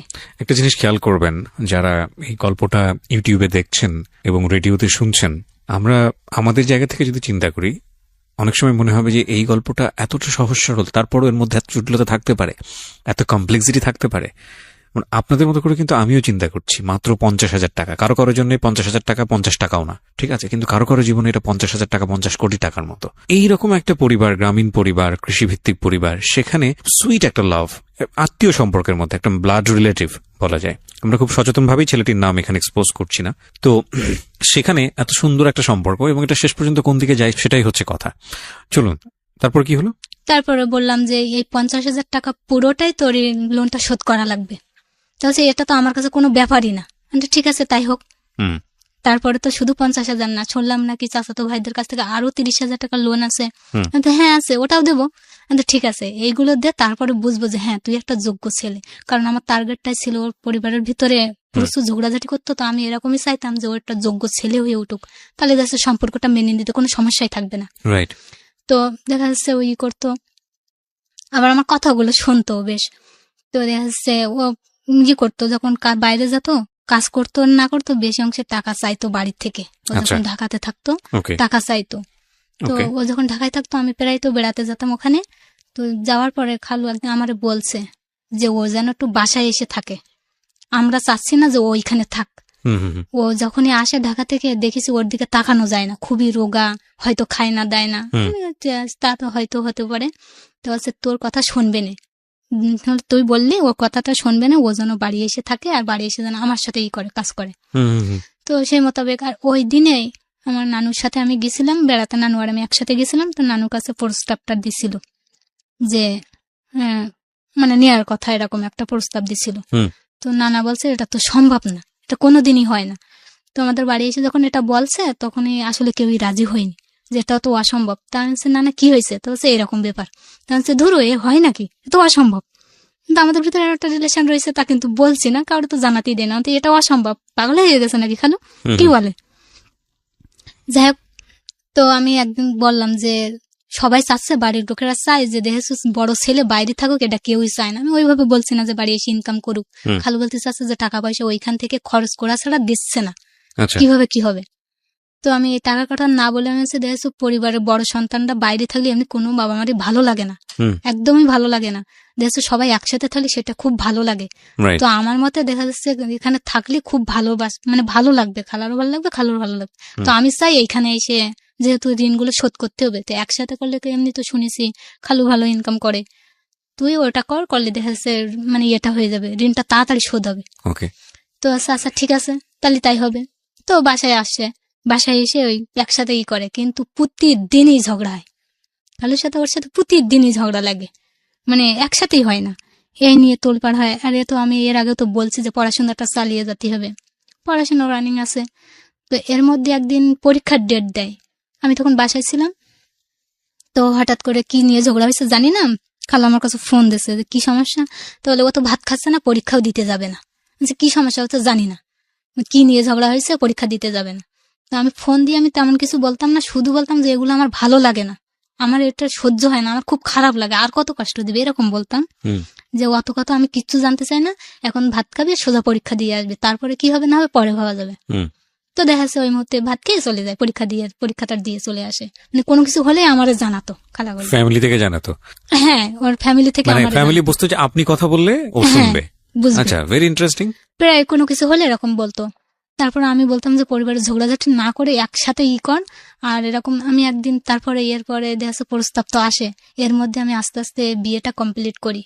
ডিগ্রি পাস কমপ্লিট হয়ে যায়। হ্যাঁ, ডিগ্রি পাস কমপ্লিট হয়ে যায়। আর এটা হওয়ার পরে তো প্রস্তাবটা আরো আসা শুরু করে, যেহেতু বিয়ে পাস করছি, অনেক বড় হয়ে গেছি। আর গ্রামের দিকে মানে ওই যে বললাম সব প্রেম করছে, দেখা যাচ্ছে 14 বছর 15 বছর এরকম বিয়ে শাদী হয়ে গেছে, মোটামুটি বাচ্চা কাচ্চা হয়ে গেছে। হ্যাঁ, তখন আমি একমাত্র এরকম। এবং গ্রামে কিন্তু এই জিনিসটা অনেক সময় ভালো চোখে দেখা হয় না। হ্যাঁ, মোটেও না। আমার বয়স হয়ে গেছে, এর নিয়ে আমার ফ্যামিলিতেও বলতো ও যেহেতু পড়াশোনা করছে তো সমস্যা কি, আর আমার মেয়ে তো এরকম কিছু করছে না যে আমাদের খুব তাড়া দিতে হবে। তারপরে ভালো প্রস্তাব আলে ওরা শুনতো না, দেশে দেখাতো, যেহেতু এটাই হতে পারে, সবসময় তো আর আসে না। তো দেখা যাচ্ছে ওই সময়টা বেশি প্রমাণ আসতো, মানে আমি কিভাবে সামলাবো, কি করবো, আসলে প্রচুর কান্না করতাম। আর প্রচুর যখনই না যাইতাম, যখনই বাহানা করতাম, প্রচুর বকাবকি করতো আমার মা এই নিয়ে। তো শুধু কাঁদতাম, মানে আর আমার এরকম একটা অবস্থা ছিল, মানে ওর মানে ওর সাথে রিলেশন করার পর থেকে আমি সুখী কতটা থাকেছি জানি না, প্রতিনিয়ত কাঁদতাম আমি রাত্রে, যে আসলে সম্পর্কটা কোথায় যাবে, যখন ওই বিষয়গুলো নিয়ে আমার গালাগালি করতো যে কোন পর্যায়ে যাবে এটা, যে আসলে মেনে নেবে কি নেবে না, আর যদি বিয়ে হয়ে যায় ও এসে কি করবে, সেটাও একটা আমি এই নিয়ে প্রতি রাতই কাঁদতাম। আসলে আমি কোনোদিনই ভালোভাবে থাকতে পারতাম না। দ্য থিং ইজ দ্যাট আমরা জীবনে যা ভাবি, আমাদের জীবন ইকুয়েশন গুলো কিন্তু অনেক সময় এমন ভাবে উপস্থিত হয় যে ভাবনার আশেপাশেও নাই। উনি ভাবছেন এটা, এই দুটো অ্যাঙ্গেলের বাইরে কিন্তু আমরাও কিছু ভাবছি না, কিন্তু ঘটনা কোন দিকে গেছে এটা খুব ইন্টারেস্টিং। বলেন। তারপর দেখা যাচ্ছে আমার ফ্যামিলি যাতে বিয়ের চাপ না দেয়, এজন্য দেখা যাচ্ছে আমার ফ্যামিলিতে যত প্রকারের কাজ আমি এক এক করে সব শিখে ফেলছি। যাচ্ছে আমার মা যেটা না পারে, আমার আপু যেটা না পারে, আমি সে কাজগুলো শিখে মানে ফেলছি। মেন্টালি প্রিপারেশন নিয়েছেন ওর ঘর সংসার করার হ্যাঁ, জন্য। ঘর সংসারে দেখা যাচ্ছে সব, মানে মোট কথা আমি যেন মারা হেল্প করতে পারি, এটাই আমার টার্গেট ছিল। দেখা যাচ্ছে কোনো কষ্টেরই কাজগুলো আমি করতে দিতাম না, যেটা সহজ সেটা মারে দিতাম। এমনও হয় দেখা যাচ্ছে মা বসে থাক, আমি যেন কাজটা করি, এরকম। তারপরে আস্তে আস্তে বাবার কাজও শিখে গেলাম। মানে আমাদের বাবা তো কৃষকের যতগুলো কাজ আছে টোটালি সব, যে কাজগুলো দেখা যাচ্ছে একটা ছেলেও পারে না, সেগুলো আমি শিখে নিয়েছি আস্তে আস্তে। তো দেখা যাচ্ছে ওর ভিতরে সবচেয়ে যে ধানের মাথাগুলো কাটে, ওটা সবচেয়ে বেশি কঠিন যে কাজটা। তো ওই সময় আমার আব্বার পা কেটে যায়, আর সেই সময় ধানটা হয় আর কি। আর ওই সময় দেখা যাচ্ছে একসাথে মজুরিও পাওয়া যায় না, সবাই একসাথে হয়তো যদি যায় দেখা যাচ্ছে যার পরে কাটে সেগুলো নষ্ট হয়ে যায়, এরকম কিছু কিছু নষ্ট হয়ে যায়। তো ওই সময় ধানগুলো আমি একাই, আমার ভাই এত বাড়ি থাকে না, বাইরে পড়াশোনা করতো। তো দেখা যাচ্ছে আমি একাই সবকিছু করছিলাম। ওই ধানগুলো কাটছি যেদিন, সেদিন দেখা যাচ্ছে আমার আপু হঠাৎ ফোন দিয়েছে যে কি করিস। আপুর সত্যি কথা বলছি যে এই করছি। তো আপুর পাশে ওনার আর কি ছিল, মানে শাশুড়ি ছিল। এইটা শুনে তো প্রচুর হাসাহাসি করছে, যেহেতু আমি বিয়ে পাস, আবার মেয়ে ধান কাটছে, খুব হাসছিল যে ও এটাও পারে। তো হ্যাঁ, ওই কাজটা পারে। তো দেখা যাচ্ছে আমি এইগুলো করছি। তো আমার আপু যখন পা কেটে যায়, আমার নানু বাড়া তো পাশে, মামা একদিন শুধু দেখতে আসছিল যে আমার আবার পা কেটে গেছে। তো তারপরে যে আমাদের ধান আছে এতগুলো, কে কি করছে, কিভাবে কি করছে, কোনোদিনও আসেনি। এসবগুলো আমার খারাপ লাগে, সেই খারাপ লাগা থেকে আমি একটু ওইটা করছিলাম যে আমি করবো সবকিছু, কারোর কিছু দেখা লাগবে না, কারোর কিছু করাও লাগবে না। এবং আপনি করছেনও? হ্যাঁ, আমি ওটা করছিও, সাকসেসফুলি করে ফেলেছেন। হ্যাঁ, করছি।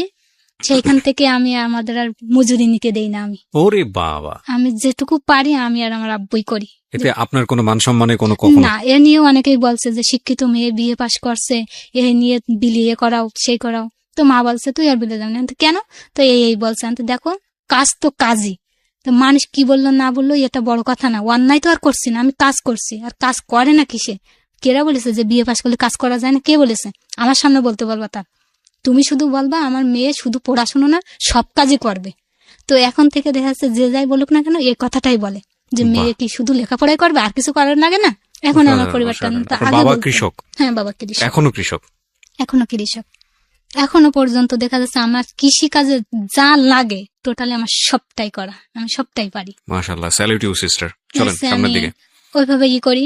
তো দেখা যাচ্ছে দিন মজুরি খুব যাই হোক না, আমার বাড়ির টুপটাপ কাজগুলো, যাচ্ছে কনস্ট্রাক্টের কাজগুলো যেগুলো হয়, টুপটাপ গেটের কাজ করছে, ঘাটের কাজ করছে, এগুলো আপনি করেন? হ্যাঁ, ওইগুলো দেখা যাচ্ছে সাথে করছি, রোজা থেকেও করছি। টোটালি দেখা যাচ্ছে রোজা থেকে ওগুলো আসলে আমি করে দেখছি যে কনস্ট্রাক্টরদের কতটা কষ্ট হয়, প্রত্যেকটা কাজ আমি করে দেখছি। তো ওই দিন রোজা থাকার পরে আমি বুঝলাম, আমি রোজা থাকি তো বোঝাই যেত না যে আমি রোজা আছি, কিন্তু ওই দিনই আমি বুঝলাম যে রোজা আসলে আমি আছি। মানে গলাটা শুকাইয়ে একদম চলছে। তো ওই আমাদের ঘাট যেদিন করছিল, তবে ঘাটের যে খগুলো ভাঙা হয় এগুলো মেশিনে করা হয়, তখন এইটুকুর জন্য মেশিন আনা লাগবে না, আমি হাতেই করতে পারবো। তো দেখা যাচ্ছে আমি প্রতিদিন একটু একটু একটু একটু করে ওগুলো হাতে করতাম। স্কুল থেকে কলেজ থেকে এরকম টুকটাপ এসে ওইগুলো করতাম আমি বাসায় বসে বসে। তো দেখা যাচ্ছে আর মেশিনও লাগতো না, মোট কথা এভাবে করতাম। আমি বুঝতেই দিতাম না যে আমার কষ্ট হচ্ছে, এটা আমি কখনই ফ্যামিলিতে বুঝতে দিতাম না। হাতও কেটে যেত, দেখা যাচ্ছে আড়ালে করে রাখতাম যে কিছুই হয়নি যেন। মোট কথা আমি ওইভাবে চাইতাম যেন কোনো খরচই যেন না হয় আমার ফ্যামিলিতে আমি থাকা অবস্থায়। যেহেতু সবাই বলবে, এমনও মনে করতে পারে মেয়ে বসে বসে খাচ্ছে, এরকম যেন মনে যেন না আসে কখনো, যেহেতু অনেক বড় হয়ে গেছে। যাতে করে আপনাকে এই সাপোর্টটুকু দেয়, অন্তত বিয়ে শাদী যাতে না হয়, বিয়ে শাদী যাতে না হয়, এই সাপোর্ট গুলো পাওয়ার জন্য আর কি। তো আমি দেখা যাচ্ছে আব্বা বাসায় বসে আছে, এমনও করছি যে মাটিও কাটছি, দেখা যাচ্ছে দুপুরে 1টা পর্যন্ত আমি কাটছি, আব্বা বইছে, এরকমই করছি। টোটালি আমি কোনো কাজই বাদ রাখিনি, ছেলেদের মেয়েদের। এমন মেয়েদের কাজ আছে যেগুলো অনেকেই পারে না, কিন্তু আমি সেগুলো পারি। ঠাটা সেলাই করে শুরু করে টোটালি কোনো কাজে আমার বাদ নেই, ও বরং তো ছেলেদের কাজও। তো এসবগুলো আমি করি। মানে যাতে যেন না করে। আর আমার ফ্যামিলিতে ও নিয়ে আমার প্রচুর ভালোবাসতো। দেখা যাচ্ছে ভাইয়াও বলে, ও তুই এগুলো করছিস, ঠিক আছে আমি এসে তোর মজুরিটা দিয়ে দেবো, এইরকম বলতো। হ্যাঁ আমি করছি, মজুরি দেয়া লাগবে না, এটাও তো আমার বাড়ি, এরকম বলতাম।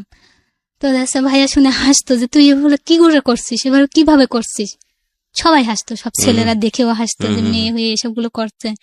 তারপরে দেখা যাচ্ছে আমি যে জন মজুরি টুকটাক আমাদের ফাঁকে ফাঁকে নিত, ওদের সাথে যখন কাজ করতাম ধান কাটার কাজগুলো, ওদের যেন আমি যেন দেখতাম যে খুব ভালো লাগছে যে আমি একজন বিয়ে পাস মেয়ে, তাও ওদের সাথে যখন কাজ করছি ওরা যখন আনন্দে আছে যেন যে একজন বিয়ে পাস মেয়ে যেখানে কাজ করছে, আমাদের তো তাহলে কষ্ট থাকার কথা না, রাইট। ও যেখানে পারছে আমরা তাহলে তো এখানে যদি আমরা কষ্ট অনুভব করি, মানে ওরা সম্মানিত অনুভব করে। হ্যাঁ ভেরি গুড। এইটা আমার খুব ভালো লাগতো ওদের সাথে কাজগুলো করতে, ওদের খুশিটা দেখে যে হ্যাঁ দেখা যাচ্ছে এইটা যেন মনে না করে যে আমরা পড়াশোনা করিনি বলে আমরা যে এই কাজ করছি, সাবাস। এরকমটা। তো আমার খুব ভালো লাগতো ওদের সাথে এই কাজগুলো করতে, সব মজুরিদের সাথে আমি কাজগুলো করতাম, আমি কখনো বসে থাকতাম না। আর আমার এটা সবচেয়ে বেশি ভালো লাগতো যে ওদের খুশিটা দেখে, যে ওরা খুশিটা হয়েছে, হাসতো। আমি সেই সময় দেখতাম যে মুখটাই মলিন থাকতো না, আমি যখনই ওদের সাথে কাজ করতাম ওরা হাসতো যে আমরাও করছি ওও করছে, তো আমাদের সমানে সমানে করছে, এরকমই। ওদের আমি ওই কষ্টটা অনুভব করতে দিন, আমি যে কদিন ওদের সাথে কাজ করছি আমি কষ্ট অনুভব করতে দেখিনি, ওদের মুখে আমি সবসময় হাসি দেখেছি যে হাসছে, ওরা হাসি মুখে কাজ করছে। আর এটা দেখে আমারও খুব ভালো লাগতো, আমার এই কষ্ট মনে হতোই না আমার যেন। আর আমি যে কাজগুলো করতাম আমার পরিবারও খুব খুশি হতো, এই খুশি দেখে আমি কোনোদিনই নিজের কষ্টই যেন ভুলে যেতাম। কি হলো এরপরে? তারপর দেখা যাচ্ছে এরকম যখন বিয়ে পাসটা করছি তখন তো প্রস্তাবটা আরো বেশি আসতো, তখন আর দেখা যাচ্ছে আমার কম্পিউটারটা শেখার খুবই ইচ্ছা ছিল। তো আপুর বললাম, আপুও বললো যে বিয়ে পাস করছি কি হবে, তখন তো আমরা তাহলে কম্পিউটার শিখি। তা আপু বললো আচ্ছা ঠিক আছে তুই তাহলে আমাদের এখানে চলে আয়, আমরা কম্পিউটারটা শিখে নি। তো যাই, আমি ওইখানে যাই, ও তখন ওখানে বাসায় থাকতো, ও অলরেডি বাসায় এসে থাকতো। আর আমি ওইখানে গেছি, দেখা স্যার ফোন দিয়ে আর প্রতিদিনই তো বিরক্ত করবে না যে প্রস্তাব আসছে কিনা, আর প্রতিনিয়ত আমি ওরে মিথ্যা বলতাম, না করো প্রস্তাব এসেছে না, কোনো সমস্যা না, তুই তোর কাজ চালিয়ে যা, আর আমি এদিকে কি হয় না হয় আমি সামলাবো, সেটা আমি বুঝবো, তুই শুধু ঋণগুলো শোধ কর, তারপর দেখ আমাদের বিয়েকে ঠেকায়। তো দেখা যাচ্ছে ও খুবই আর কি নিয়ে সাহস নিয়ে ওই ঋণগুলো শোধ করতে একটু একটু করে, প্রথমে তো 30,000 টাকা ওটা ছিল, ওটা শোধ করে ফেলছিল। তারপর তো 50,000 বড় লোন ছিল। তো দেখা ওরা প্রতিনিয়ত ঝগড়া হতো আর প্রতিনিয়ত খালা ফোন দিত যে এই অবস্থা হচ্ছে। তো আমি বলতাম যে এগুলো করতে নেই, কি অবস্থা এসবগুলো হচ্ছে, এই বোঝাতাম। তো ওইখানে যেই আর কি কম্পিউটার শিখছে, তখন তো আমি ছিলাম বাসায় থাকতে, যতটা কথা হতো দেখা যাচ্ছে ফোনে কথা বলতাম, কিন্তু ওইখানে যে আর মোটে কথা হতো না। ও দেখা যাচ্ছে খুব ভোরে চলে যেত, মানে আজানের পরপরই চলে যেত, মাছের ব্যবসা করতো, আজানের পরপরই চলে যেত, আর বাড়ি আসতো রাত 12টার সময়। আচ্ছা, রাত 12টার দিকে চলে আসতো। ওই সময় দেখা যাচ্ছে কথা বলা খুব একটা হতো না। তারপরে এটা নিশ্চিন্তে ছিলাম যে আর ফোন দিয়ে আর বারবার বিরক্ত করবে না, আর শুনবেও না, আমার বাসার থেকেও আর প্রস্তাব আসবে না, খুব নিশ্চিন্তে খুব ভালোভাবে ছিলাম আমি ওখানে। তো থাকার পরে দেখা যাচ্ছে ওরকম ঝগড়া হতো। একদিন এরকম ইফতারের সময় হয়েছে, ইফতার দেবে, রোজার সময় ইফতার দেবে, তো ওই দিনে প্রচুর ঝগড়া করছিল, কি নিয়ে যেন সামান্য বিষয় নিয়ে প্রচুর ওদের ভিতর ঝগড়া হয়েছে। ওই দিনে আসলে কেউ রাগ করে ভাত খায়নি, আমার খালুও না ওও না, আপুও তো রাগ করছে, শ্বশুর বাড়ি থেকে আসছে, আমার ভাইয়া ও মামারও আমন্ত্রণ, ভাইয়া মামা ওখানে থাকতো, তো ওদেরও একটু ডাকছিল, তো ওরাও রাগ করে চলে যাচ্ছিল। তারপর আমি ভাত বেড়ে দিছি, দিয়ে খালারে বললাম যে খেয়ে যাতে বল। তারপর কোন রকমের দুটো খেয়ে ওরা চলে গেছিল রাগ করে, ওদের ওই ঝগড়াঝাটি দেখে। এটা আমার মামা আমার ভাইয়া একদম সহ্য করতে পারতো না, ওদের ফ্যামিলিটা মোটে পছন্দ করতো না, এরকমই ছিল, একদম মোটে সহ্য করতে পারতো না ওই ঝগড়াঝাটি। মূল কারণ ওই দুই বাপু ঝগড়া করে। তো দেখা যাচ্ছে ওই দিন প্রচুর ঝগড়া করে, খালু ভাত খায়নি, ও খায়নি, আর আমি তো ওদিন রোজা ছিলাম। সন্ধ্যাবেলা শুধু আপু একটু রুটি দিছিল আমার, মানে যেহেতু ইফতার তো আয়োজন করছিল তো একটু দিছিল, সেইটুকুই আমি শুধু খাইছিলাম, আর ইফতারও খোটার টাইম পাইনি, যেহেতু ইফতারের কাজ কাম করার জন্য টাইম পাইনি। তো দেখা যাচ্ছে ওই দিনই আমি কিছু খাইনি, বারবারই আমার খাওয়ার কথা বলছিল। যেখানে বাড়ির মানুষ না খেয়ে রয়েছে সেখানে আমি খেতে পারবো না, আমি খাবো না। তখন দেখা যাচ্ছে খালু উঠে খেয়ে এনেছে। আচ্ছা, খাওয়ার পরে খালুর ভাত দিয়েছে, দেখে খোসামত করার পরে যে খালু খেয়ে নাও, খেয়ে নিয়েছে উনি। খাওয়ার পরে ও আর উঠছে না, ও খাচ্ছে না, কয়েকবার ডাকাডাকি করছে, সবাই ডাকাডাকি করছে, আমি ডাকছি কয়েকবার, খাইনি। তাইলে আমিও খাবো না, তো খালাম না, ও খালো না, আমিও খালাম না। তো দেখা যাচ্ছে ওই দিন তো সারাদিন রোজা ছিলাম, সন্ধ্যার পর থেকে যে আমাদের যে পিরিয়ডটা হয় ওই দিনে আসলে ভাগ্যক্রমে আমার পিরিয়ডটা হলো। আর ও দেখা যাচ্ছে এরকম যদি রাগ করতো তো দেখা যাচ্ছে 5-7 দিন আর বাড়ি ভাত খাতো না, বাইরে খেয়ে বেড়াতো, এরকম এই সেই খেয়ে বেড়াতো। তো বোঝাই গেছে ওই দিন খায়নি মানে খাবেই না আর বাড়িতে ভাত। তো আমি ওই সুযোগটা পেয়েছি আন্তেস্কর বাড়ি ভাত খাওয়াই তারপর ছাড়বো। তো দেখা যাচ্ছে আমি তো খাইনি, ওই দিন সন্ধ্যাবেলা খাইনি। তারপর শেষ রাত্রে সবাই খাইছে, ও রোজা থাকবে না এরকম একটা ইচ্ছা, খালোই না। ও যখন না খাইছে, আর আমি তো এমনিতেই থাকবো না রোজা, তো আমিও খালাম না। সবাই জানে যে আমিও খাচ্ছি না, ও খাচ্ছে না বলে, বাড়ির কেউ খাচ্ছে না বলে। তো দেখা যাচ্ছে সকালে উঠে আমি সমস্ত কাজকাম তো করি, আর তো কম্পিউটার শিখতে যাই। তো কম্পিউটার করাই আসার পরে সমস্ত কাজকাম করে বালতিতে আবার কাপড় চোপড় ভিজাই দিয়েছিল, ওইগুলো নিয়ে আমি কাচতে গেছি। তখন ওর দাদি বলছে যে ও কাল থেকে রোজা থেকে কিছুই খায়নি, ওই মেয়ে 2 ওয়াক্ত খায় না, এখনো খায়নি, অতগুলো কাপড় কেচে যাচ্ছে, তুই খাচ্ছিস না বলে তুই ওটা খেয়ে নে। তারপর ও খায় না, যখন ওরকম বারবার ওর দাদি ওরকম বলছে যে 2-3 ওয়াক্ত খায় না, এতগুলো কাপড় কাচলে ও মেয়ে আজকে বাঁচবে না। তো আমি যখন কাপড় কাচছি, ও কয়েকবার ডাকছে যে ভাতবার খেয়ে নি। তো আমি বলছি আমি আসছি। তারপর ও একটা বেড কাপড় কাটছে না, বেডশিট যেটা, ওটা কাটছিলাম বসে বসে। কয়েকবার দেখার পরেও আমি আসিনি, আনছে এটা শেষ করে তারপর যাবো। ও যেয়ে সেইটা চাল মেয়ে পাশে কাদা পানি ছিল, সের মধ্যে ফেলাই দিয়েছে, আমার হাতে থেকে কেড়ে নি ওটা ফেলাই দিয়েছে। আমি তো এত কষ্ট করে একটা করলাম, ওটা ফেলাই দিলে। যাই হোক, এটা করার পরে ওটা থুয়ে চলে গেছে। যার পরে ভাত বাড়ছি, ও খাইছে। তারপরে খুবই গালাগালি করছে যে আমরা সবাই, ও রাগ করে আছে তোমার মেয়ে খেয়ে কেন বাড়ি গেল, মানে আমার আপুটা ভাত খেয়ে বাড়ি গেছে, শ্বশুর বাড়ি চলে গেছে, তাই ও না খেয়ে রয়েছে, তোমার মেয়ে কেন খালো। প্রচুর গালাগালি করছে, ওর মারে গালাগালি করে, মানে কিছু হইলে গালাগালি করতো। আর যেটা আমি সবচেয়ে বেশি ঘৃণা করতাম ওর গালাগালিটা, আর ওই যে সিগারেট খাওয়াতো, তবে সিগারেটটা এখন আর খায় না, ও পান খাতো।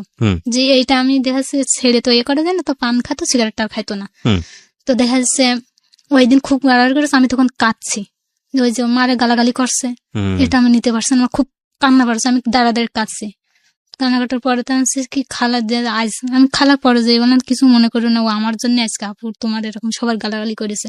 তো ও এরকম বলে থাকে, আমাদের শুনে অভ্যাস হয়ে গেছে, তুই কাঁদছিস কেন,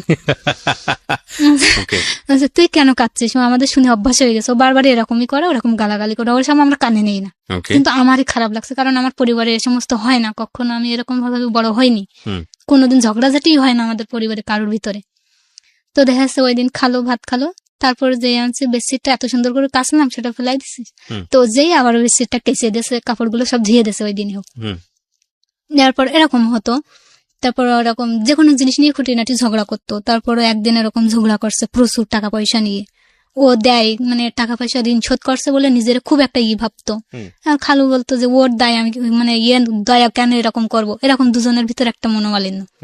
একদিন বললাম যে দেখা যাচ্ছে অনেক টাকার ঋণ, খালু তুমি তো একা পারবা না, তো ওর সাথে রাগারাগি না করে যে করে হোক ঋণটা শোধ করে নাও, তারপর যা খুশি তাই করে নিয়ে নে। আর এরকম ভেবো না যে তুমি ওর দয়া গ্রহণ করছো, কারণ এটা তোমার হচ্ছে অধিকার। ছেলে যখন বড় হয় 15-16 বছর বড় হয়ে যায়, এমনি তো সংসারে হাল ধরে, তো এটা এরকম ভেবো না যে ওর দয়া নিচ্ছ, এটা তো অধিকার, তুমি কেন নিবা না। আর ওরে বললাম যে কিছু দিচ্ছিস বলে এমন ভাবিস না যে আমি কি না জানি করে ফেলছি, এটা কিন্তু তোর দায়িত্ব পরিবারের উপরে, যে আমার 16 বছরের পর থেকে পরিবারের দায়িত্বটা ছেলেদেরই গ্রহণ করতে হয়। তো সেই হিসেবে দায়িত্বটা তো খালু দিচ্ছে, তো এটা তো তোর কপাল ভালো, এটা তো সম্পূর্ণ তোরই দেওয়ার কথা, এই ঋণগুলো তো শোধ করার তোর কথা, তুই বড় ছেলে, কেন এরকম করিস, কেন ভাবিস যে দয়া করছি আমি। তা যেভাবে হোক, সামনে তো একটা বড় তো সমস্যা আছে, এত মোটো পাগলামি না করে যেভাবে হোক দ্রুত ঋণটা শোধ করা হয়ে গেল, ততই মঙ্গল আমাদের জন্য। তো এই নিয়ে থাকে। খালুর ওই দিন বললাম যে পাগলটারা খেপাইন না, যেভাবে যা করে সেভাবে মেনে নেন, শুধু ঋণটা একটু শোধ করে নেন। তো দেখা যাচ্ছে এভাবে ঋণ ও প্রচুরই করে, প্রচুর ইনকাম করে। তো দেখা যাচ্ছে এইভাবে একদিন আসলো, রোজা আসলো, মানে রমজানের ঈদ আসলো। ওই ঈদে ও সবার জন্য কাপড় চোপড় কিনছে, 10-12 হাজার টাকার মতো কাপড় চোপড় কিনছে, শ্বশুর মানে আপুর শ্বশুর বাড়ি দিয়ে, ওদের বাড়ির সবার দিয়ে, সাথে আমারও কিনছে, একটা 3 পিস কিনছিল। গিফট বলতে আমার কিছু দেওয়ার মধ্যে ওইটাই কিনছিল, একমাত্র 3 পিসটাই কিনছিল, এর আগে কখনো কোনোদিন আমার কিছু দেয়নি আর কি। তো ওই দিন মানে ওর শ্বশুর বাড়ির লোকেরা আবার এদের জন্য কাপড় চোপড় কিনছে, এদের বলতে শুধু 2 ভাই দিয়েছে, আর কারো না, আর আমারও একটা দিছিল।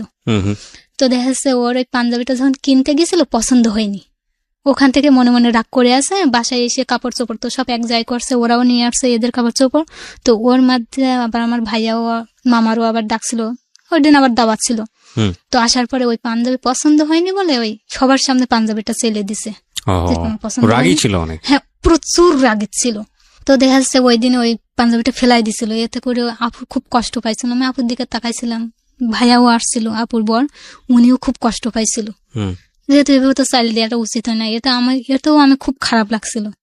লাগার পর আমি বললাম যে এটা করা কি ঠিক হয়েছে, দেখা যাচ্ছে পছন্দ হয়নি, ভালো কথা, পরতিস না সেটা ঠিক আছে, কিন্তু এইভাবে তো চাইল মারা ঠিক হয়নি। তার মানে আমি যদি এখন যদি কাপড়টা না পরি, তুই যে 3 পিসটা দিস, আমি যদি না পরি তোর খারাপ লাগবে না? কিছু বলছে না। তার এমনও তো হতে পারে যে আমরা তো গরিব, এর আগেও বলছি আমরা গরিব, আমি কিন্তু কিছু দিতে পারবো না, দেখা যাচ্ছে আমার ফ্যামিলিতে একটা কম দামের একটা কাপড় দিল, তাহলে তো তুই এভাবে জিনিসটা এরকম করবি, তো হচ্ছে আমার যে জিনিস পছন্দ হয় না সে জিনিস আমি পরি না। তার মানে তো দেখা যাচ্ছে আমিও তাহলে কিছুই পরতে পারবো না। যদি আমার শ্বশুর বাড়ির আমার বাবার বাড়ির জিনিস যদি এভাবে না ব্যবহার করে, তাহলে তো আমি তোর দেওয়া জিনিস কোনোদিনই কিছু ব্যবহার করতে পারবো না। তা যাই হোক, পাঞ্জাবিটা এমনি যাই হোক ওরা তো বুঝতে পারিনি, যাই হোক যেরকম খারাপ হোক না কেন এটা পরতে হয়, তো ঈদের দিন পাঞ্জাবিটা পরিস, দেখা যাচ্ছে খুব খুশি হবে। কি তোর কি হলো না হলো এটা বড় কথা না, মানুষ খুশি হয়েছে কিনা সেটা সবচেয়ে বড় কথা। তো দেখা যাচ্ছে ওর দাদিও কাপড় কিনছিল, তো দাদিও নাকি মনে মনে রাখছিল, তো দাদিরও বললাম যে আমার সবাই করে, এই করে না সেই করে না, সেখানে ওনার একটু ভুল বুঝে দিলাম যে আসলে ওরা তো আপনার খুব পছন্দ করে, এটা প্রকাশ করে না, দেখা যাচ্ছে অভিমান তো সবারই থাকে। যাই হোক, উনিও শাড়িটা পরছিল ঈদের দিন, আর আমি তো চলে আসছিলাম বাসায়। আর আমার দেখা যাচ্ছে ঈদের আগের দিনে 2 দিন আগে ফোন করছিল আমার দুলো ভাই যে এরকম বাসা থেকে একটা প্রস্তাব রয়েছে, আমার দেখার রয়েছে, শুধু আসলে দেখা যাচ্ছে পাকা দেখারটা এরকম একটা অবস্থা হবে। এটা বিয়ের মানে ঈদের কমসে কম 4-5 দিন হবে, 2-3 দিন না 4-5 দিন আগে এরকম বলছে। তো এটা নিয়ে আমি প্রচুর টেনশনে ছিলাম যে কি হবে না হবে। তো দেখা যাচ্ছে একদিন এই কথা বলার পরে আপুরা ঈদের আগে আবার বেড়াতে যাবে, মানে আমার খালুর কোন দোস্তের বাড়ি। তো দেখা যাচ্ছে এ নিয়ে তো আমার প্রচুর মন খারাপ ছিল, সবাই বেড়াতে যাবে, আমার আপুদের নিয়ে যাবে, আপুর বরদের নিয়ে আর কি দেখাতে যাবে, ফ্যামিলি সবাই যাবে। তো ওই দিনে খালু বলছে আমার কথা বলছে যে ও যাবে না, খালা বলছে না ও বাসায় থাক। তা আমিও আসলে মনে মনে চাচ্ছিলাম যে আসলে খারাপ লাগছে তো মনটা, আমিও যাবো ওদের সাথে এরকম একটা। ওরা সবাই ওই দিনে সবই করছে, তো ও যাবে না, তো হচ্ছে না ও যাওয়া লাগবে না, ও থাক। কি মনে করে বলেছে আমি জানি না, আমারও আসলে খুবই আগ্রহ ছিল যে মনটা খারাপ, যাবো ওদের সাথে। তো দেখা যাচ্ছে ওই দিনই আমাদের নিয়ে যায়নি, সবাই গেছে, ওরা শুধু খালুটা বাসায় ছিল আর সবাই চলে গেছে। তো দেখা যাচ্ছে ওরা সবাই 2 ভাই গেছে, আপু গেছে, আপুর বর গেছে, খালা গেছে, শুধু খালুটা বাসায় ছিল। তো ওরা ওই দিন যখন চলে যাচ্ছে, আমার খালুর একটা রিলেটিভ আসছিল বেড়াতে ওই দিনে। আমি তখন কম্পিউটার ক্লাস করতে চলে গেছি, আমিও কিছু বলিনি, আমি হাসতে হাসতে বললাম যে আমার মানে ক্লাস তো খুব বেশি করি না, তো ম্যাম রাগ করবে না, আমি ক্লাস করতে যাই, আমি যাবো না, তোমরা যাও। আমি হাসতে হাসতে বললাম, যেহেতু খালুও বলছিল যে সবাই যাচ্ছে ওর মনটা খারাপ হবে না, যেহেতু যাতে বুঝতে না পারে যে আমার মন খারাপ। তো আমি হেসে বললাম যে আসলে আমার ম্যাম রাগারাগি করবে না। তো ওই দিনে আমি ক্লাস করতে যাই, আর ওই দিন রাত্রে আমি প্রচুর টেনশন করছিলাম যে জানানোর পরে কথাটা যে এরকম বিয়ে হচ্ছে। তো ওই দিন কম্পিউটার ক্লাস করতে যাই আমি আর কি জানি কি চিন্তা করছিলাম, ওই বসে বসে ম্যাম ওইখানে কয়েকটা কথা জিজ্ঞাসা করছিল, আপু কেন আসেনি, তো বলছিলাম বেড়াতে গেছে, এরকম কথাটা বলে তারপরে কয়েকটা কথা জিজ্ঞাসা করছিল, ওইটার আমি জানি না, আমার মাথা খুব ঘুরছিল। তারপরে আমি আস্তে আস্তে ম্যামের কাছ থেকে পানি নিয়ে বাইরে যে একটু মাথায় পানি দিয়ে যখন ভেতরে আসি, তখন আমি পড়ে যাই, মাথা ঘুরে পড়ে যায়। যাওয়ার পর আমার ভাইয়ার ম্যাচ ছিল পাশাপাশি, ভাইয়াকে ফোন করে যে এরকম মাথা ঘুরে পড়ে গেছে। তো এখান থেকে আর ক্লাস করিনি, নিয়ে আসে, আমি তখন অসুস্থ, বাসায় এসে দেখি ওনার রিলেটিভটা আছে, তো কাজ কাম তো রান্না বাড়া করতে হবে পরিবারে, তো দেখি উনি ঘুমাই পড়ছে। তো ডাকলাম একবার যে ভাবি উঠে আসেন, 2জন মিলে কাজটা করি, রান্না বাড়াটা করি। তা উনি উঠলো না, ওঠার পরে সমস্ত কাজগুলো আমি রান্না বাড়া করলাম। রান্না বাড়া করার পরে যখন ভাত দেবো, খালু তো শুয়েছিল, যে পানি নেই, এবার দেখছো পানিটা আনতে হয় একটু দূর থেকে, তো খালু ডাকছে না, উনিও ওঠেনি। তখন আমি আবার কষ্ট করে পানিও নিয়ে আসলাম। এটা দেখে আমার ওই যে ওরা ভাড়া থাকে, আবার ওদের পাশে ওদের জায়গায় ভাড়া থাকে, ভাড়াটিয়া বলছিল তুমি অসুস্থ এত কিছু করছো কেন, কি করবো, খালুরে ডাকেছি তো উঠিনি। তো তরকারি কোটার সময় উনি একটু হেল্প করছিল, করার পর যাই হোক আমার যখন মানে মানসিক আর শারীরিক দুটো কষ্ট একসাথে হয়, তখন আমি কারোর কিছু বলতে পারি না, আমার চোখ দিয়ে এমনি পানি চলে আসে। তো দেখা যাচ্ছে ওই দিন আমি সারাক্ষণ শুধু মানে চোখ দিয়ে পানি পড়ছে, 2টা কষ্ট একসাথে হয়ে যাচ্ছে, তো আমি মেনে নিতে পারছিলাম না। তো ওরা সন্ধ্যাবেলা বাসা আসছিল, এসে ও দেখছিল জিনিসটা যে আমার চোখে পানি, এই জিনিসটাও ফলো করছিল। আসার পরে কি করছে না করছে, আসার পরে ওরা জিজ্ঞাসা করছিল, মানে ওরা বলছিল যে মাপুস এরম ঘুরে পড়ছিল, এই সেই সবকিছু বলার পরে বলছে এর অবস্থা এই সবকিছু করছে। তখন খালা প্রচুর গালাগালি করে, খালুরও বলে রিলেটিভরাও বলে যে তোমরা ও মেয়ে অসুস্থ, তোমরা এসব করোনি, এই সেই। তো দেখা যাচ্ছে ওই যে বাড়ির দিকের এই সমস্ত কথাগুলো, তাও আমি ওকে কিছু বলিনি যে বাসার দিক থেকে এরকম চাপ দিচ্ছে। তো দেখা যাচ্ছে ও যে 3 পিসটা দিছিল, আমার ভাইয়াও একটা ঈদের আগে 3 পিস দিছিল, আপুদের বাসা থেকে একটা দিছিল, আমি টোটালি কোনো 3 পিস নিয়ে আসিনি, ওখানে রেখে চলে আসছিলাম।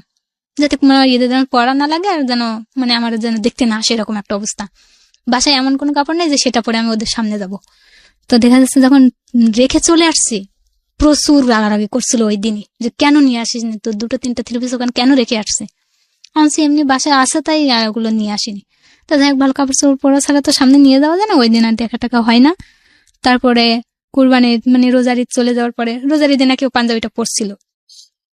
তারপরে দেখা যাচ্ছে আমি কুরবানির আগে তো আবার আমার তো শেষ হয়নি, তো আবার গেছি ওখানে।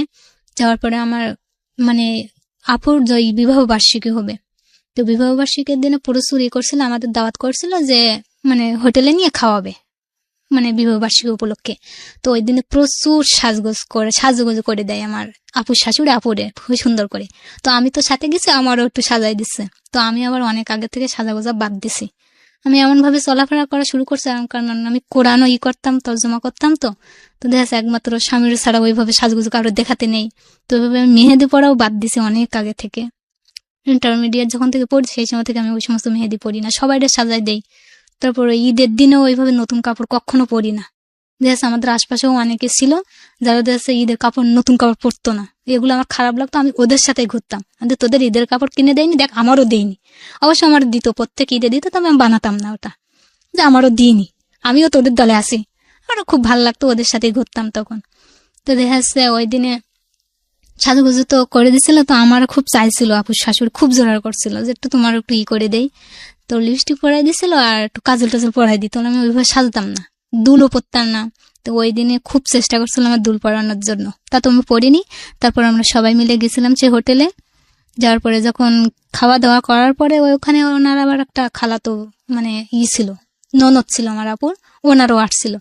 তা আমার কথা বলছে যে ওর যা অনেক ভালো লাগছে। তো বলছে হ্যাঁ আম্মা সাজাই দিছে। তো ওই দিনে দেখা যাচ্ছে আমার ছোট ভাইটা আর আমরা 3জন বাসায় চলে আসছি, ওরা অমনি চলে গেছে, আমরা আমাদের বাসায় চলে আসছি। তো ওই দিনে আমার দেখছিলাম যে বারবারই আমার দিকে ফলো করছিল। তো জিনিসটা আসলে আমি করছিলাম যে ইমোশনাল কোনো কিছু এরকম, তো বারবার ফলো করার জন্য আমি তখন খারাপ লাগছে যে এরকম কিছু চেয়ে না বসে। আর আমার দেখা যাচ্ছে দ্বিতীয় সমস্যা নয়, আমি তখন লিপস্টিকটা মুছে ফেলছে আস্তে করে, মুছে ফেললে তো হচ্ছে কি আর লিপস্টিক মুছছে কেন, আমাকে কিরকম যেন অসহ্য লাগছে আমার দিনে। তো হঠাৎ করে এরকম আমার খুব খারাপ লাগছে, তো পুরো লিপস্টিকটা মুছে ফেলছে। যাই হোক, ওদিনে ও কি মনে করছিল জানি না, দেখ আমি ইমোশনাল গুলো কখনো এরকম কোনো ফেস করতাম না যে ইমোশনাল হয়ে পড়ে। আর আমরা কোনো এরকম কোনো সম্পর্কে যেন না করি যেন সমস্যা হয়ে দাঁড়ায়। তো আমি এরকম, আর ও ওরকম ছিল না, খুব একটা করতো না, কিন্তু ইমোশনাল জিনিসটা তো অন্যরকম। যেহেতু আমরা বড় হয়েছে আমরাও তো বুঝি। কিন্তু আমি যখন থেকে কোরআন তর্জমা করতে শিখছি, ব্যভিচারী কথাগুলো এসবগুলো আসতো, এসবগুলো আমার খারাপ লাগতো, যে করে আমি যাই হোক না কেন আমি এই তালে যাব না। তো ওর ইমোশনাল এগুলো আমি কখনো করতাম না, যাতে ইমোশনাল হয়ে পড়ে এরকম আমি কোনো কিছুই করতাম না। তো এই থাকলো। তারপরে ও একদিন আমাদের বাসায় বেড়াতে আসছিল, তো যাওয়ার সময় খুব কান্না করছিল। ওই দিন আমি ওর কপালে একটা চুমু খেয়ে বলছিলাম যে সমস্যা নেই, টেনশন করতো যে আসলে আমার দেখতে আসে, হয়ে যায় কিনা বিয়েটা, খুব করতো।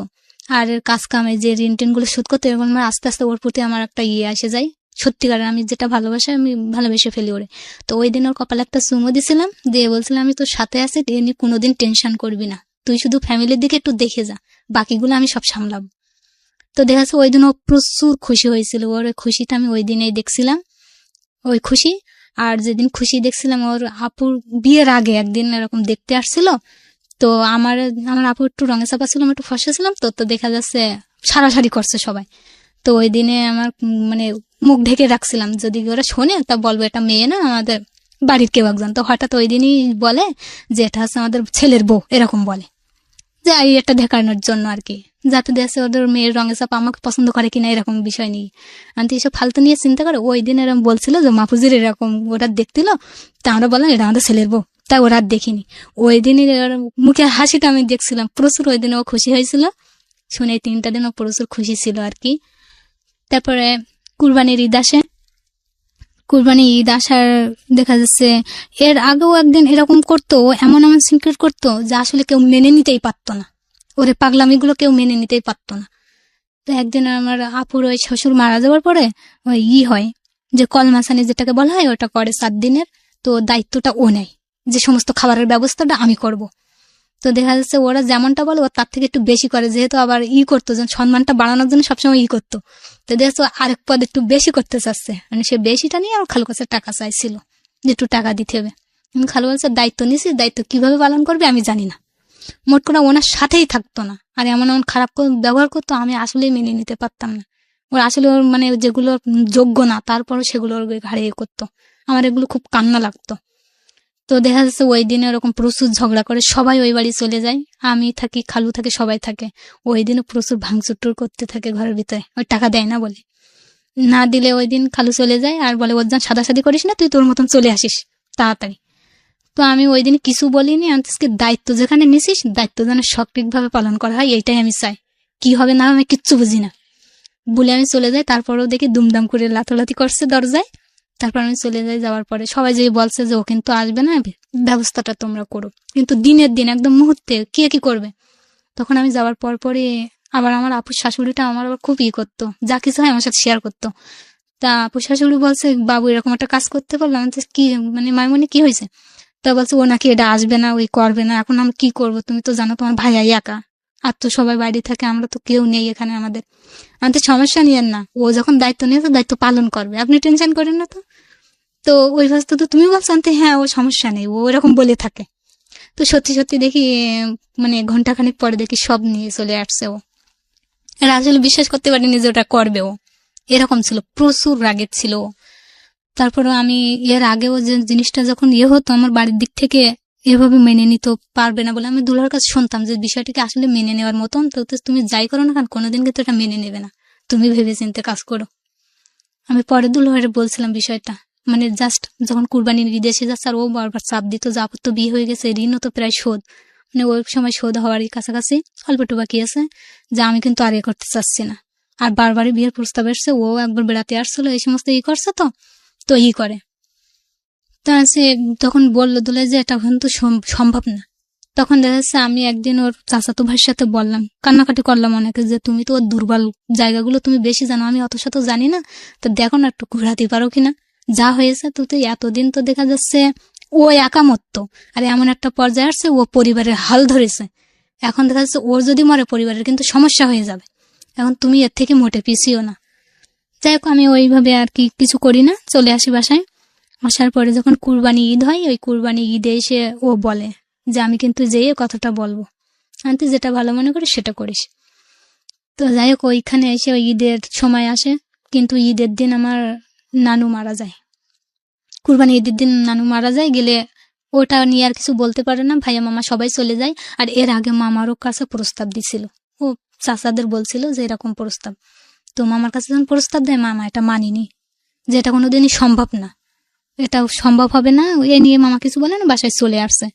আসার পরে কুরবানি ঈদে যখন নানার মানে 7 দিনের ইটি করা হয়, তার মানে আমি যেটা বুঝতে পারছি যে ফ্যামিলিতে মোটামুটি তখন সবাই একটু আইডিয়া পেয়ে গেছে যে এদের মধ্যে একটা আন্ডারস্ট্যান্ডিং আছে বা ভালোবাসার সম্পর্ক আছে। আমার ফ্যামিলিতে জানে না, তবে ওর ফ্যামিলিতে একটা মোটামুটি বিষয় তখন জেনে গেছে। তো দেখা যাচ্ছে চাচারা তো বিষয়ে সব বলছে, খালুর জেনে গেছে। তারপরে হালকা আমার খালার ওর চাচাতো ভাই টাচ দিছে, ছেলে তো বিয়ে দিতে হবে, মেয়ে বিয়ে দেওয়া হয়ে গেছে, এ বিষয়ে কিছু বলেছে। যাই হোক ওদের একটু মত হয়েছে, ওদের মোটামুটি মত। তো দেখা যাচ্ছে বিয়ের সময় দেখা যাচ্ছে 7 দিনে এসে ওরা বিষয়টা ওর চাচা এসে বলে, আমার মামারে ডেকে বলে যে এই বিষয়টা তোমরা একটু দেখো। আর ওরা এসে আমার মার কাছে বলে, মা বড় মামা এসে মার সাথে বলে, মা বলে এটা সম্ভব না, কোনোদিনই সম্ভব না, আর আমি তো এতে নেই, আর আমার ছেলে শুনলে তো আগুন হয়ে যাবে, কারণ আমার ভাইয়ার বিয়েটাই সবচেয়ে বেশি ছিল, ভাইয়ার মামা যেটা করে সেটাই। তো দেখা যাচ্ছে প্রথমে বলছে যে এরকম মামা যখন করে আমি এতে কোনো রায় দিতে পারবো না, মা কোনো রায়ই দেই যে কিছু বলতে পারবো না। তো মামা এসে ওরকমই বলে যে তোমরা তোমাদের ছেলে নিয়ে বাড়ি যাও, এ নিয়ে কোনো বাড়াবাড়ি করো না। ওরা কিন্তু রাজি না। যখন রাজি না আমি তখন বাড়ি, ওর এ নিয়ে ওখানে তোলপাড় করছে, অনেক সমস্যা করে ফেলাইছে, এরকম মানে খুবই রাগারাগি করছে, এই সমস্ত করছে। তো দেখা যাচ্ছে ওই দিনে কেউই তো রাজি হয়নি। তারপরে বাসায় চলে আসে 3 দিন যাবত এটা নিয়ে হচ্ছে। তারপরে মা একদিন বলছে এই সমস্যা, আমি কিছু বলছি না, আমি চুপ করে বসে আছি। তারপরে মা বলছে, মা তুমি তো আমার সুখের জন্যই তো করছো, তো সুখটা বড় কথা না, ওরা কে কি মানবে না মানবে ওদের সবারই মত, আর সবচেয়ে বড় কথা হলো আমি ওর কথা দিছিলাম, আর এর আগে মামা জানাইছিল, তো মামা বলছিল এর পরে যদি এরকম কিছু হয় সব কয়টা কিন্তু খুন করে ফেলবো, এই বিষয় নিয়ে কোনোদিন আর যেন কোনো ইয়ে না হয়। কিন্তু ওর চাচা বলে যে তোমরা এরকম করছো কেন, ছেলে মেয়ে তো ঠিক। ওই দিনেই জানে যে আমাদের ভিতরে একটা রিলেশন আছে, ও ওই ওকে। দিনেই। তো এর আগে এমনি প্রস্তাব দেয় ও চাচারা যে মেয়েটা নিলে কেমন হয়, তো ভালো হয় এই, কিন্তু আমাদের ভিতরে রিলেশন আছে এটা জানে না, ওই দিনেই জানে জাস্ট যেরকম একটা আছে। তো বলছে, তোমরা এরকম মাতামাতি করে কি করবা, ছেলে মেয়ে তো ঠিক আছে।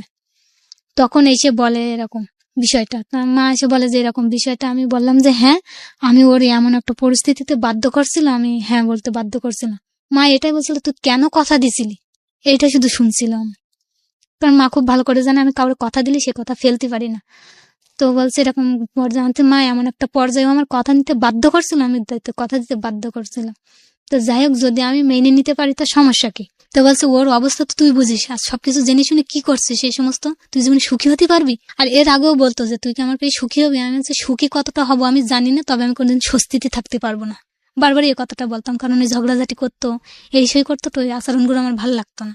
তো দেখা যাচ্ছে ওই ই করলো, তারপরে মা জানালো, ভাইয়ারে জানালো। ভাইয়ার জানানোর পরে ভাইয়ার 3 দিন নাকি কোনো ঘুম না, চুপচাপ নাকি বসে থাকতো শুধু, যে শুনেছে এরকম আমি এতে আছি, সম্পর্কটা আছে আমাদের, তুই তো সমস্যাটা তো আমার সামলাতে হবে, যা কিছু হোক আমারই তো দেখতে হবে, আমারই তো বোন। এই টেনশন করার পরে আর কি মতামত হলো। হওয়ার পরে এর পরেও আমার বাইরে একটু টুকটাক দেখাশোনার ব্যবস্থাও করতো, ইয়ে করলো, দিন খান টান ঠিক করলো যে আসলে হোক, সমস্যা কি, ওর যদি মেনে নিয়ে থাকতে পারে। আর আমি সমস্ত ঘটনায় বলছিলাম যে এই অবস্থার মধ্যে দিয়ে এই, তখন আসলে সবাই মেনে নিতে বাধ্য হয় যে এই জন্য ও ঢাকা ছাড়ছে, এই জন্য ঋণগুলো শোধ মানে দুই করছে। পক্ষ থেকেই মোটামুটি মেনে হ্যাঁ, নিয়েছে। Okay. মোটামুটি মেনে নিছে।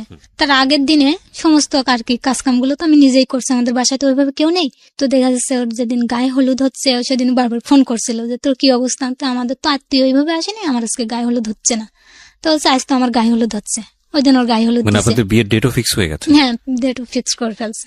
ওকে, তারপর? ওর গায়ে হলুদ হয় বিয়ের আগের দিন। হ্যাঁ। আর আমার ভাইয়ার কাছ দিয়ে, ও যেহেতু অনেক দূরত্ব পথ, তো আমার ভাইয়ার কাছ দিয়ে মানে সমস্ত পাঠায় দেয়। ভাইয়া নিয়ে আসে সবকিছু, নাক ফুলে সেই যা যা লাগে গায়ে হলুদের জন্য, জাস্ট ওইগুলো নিয়ে আসে।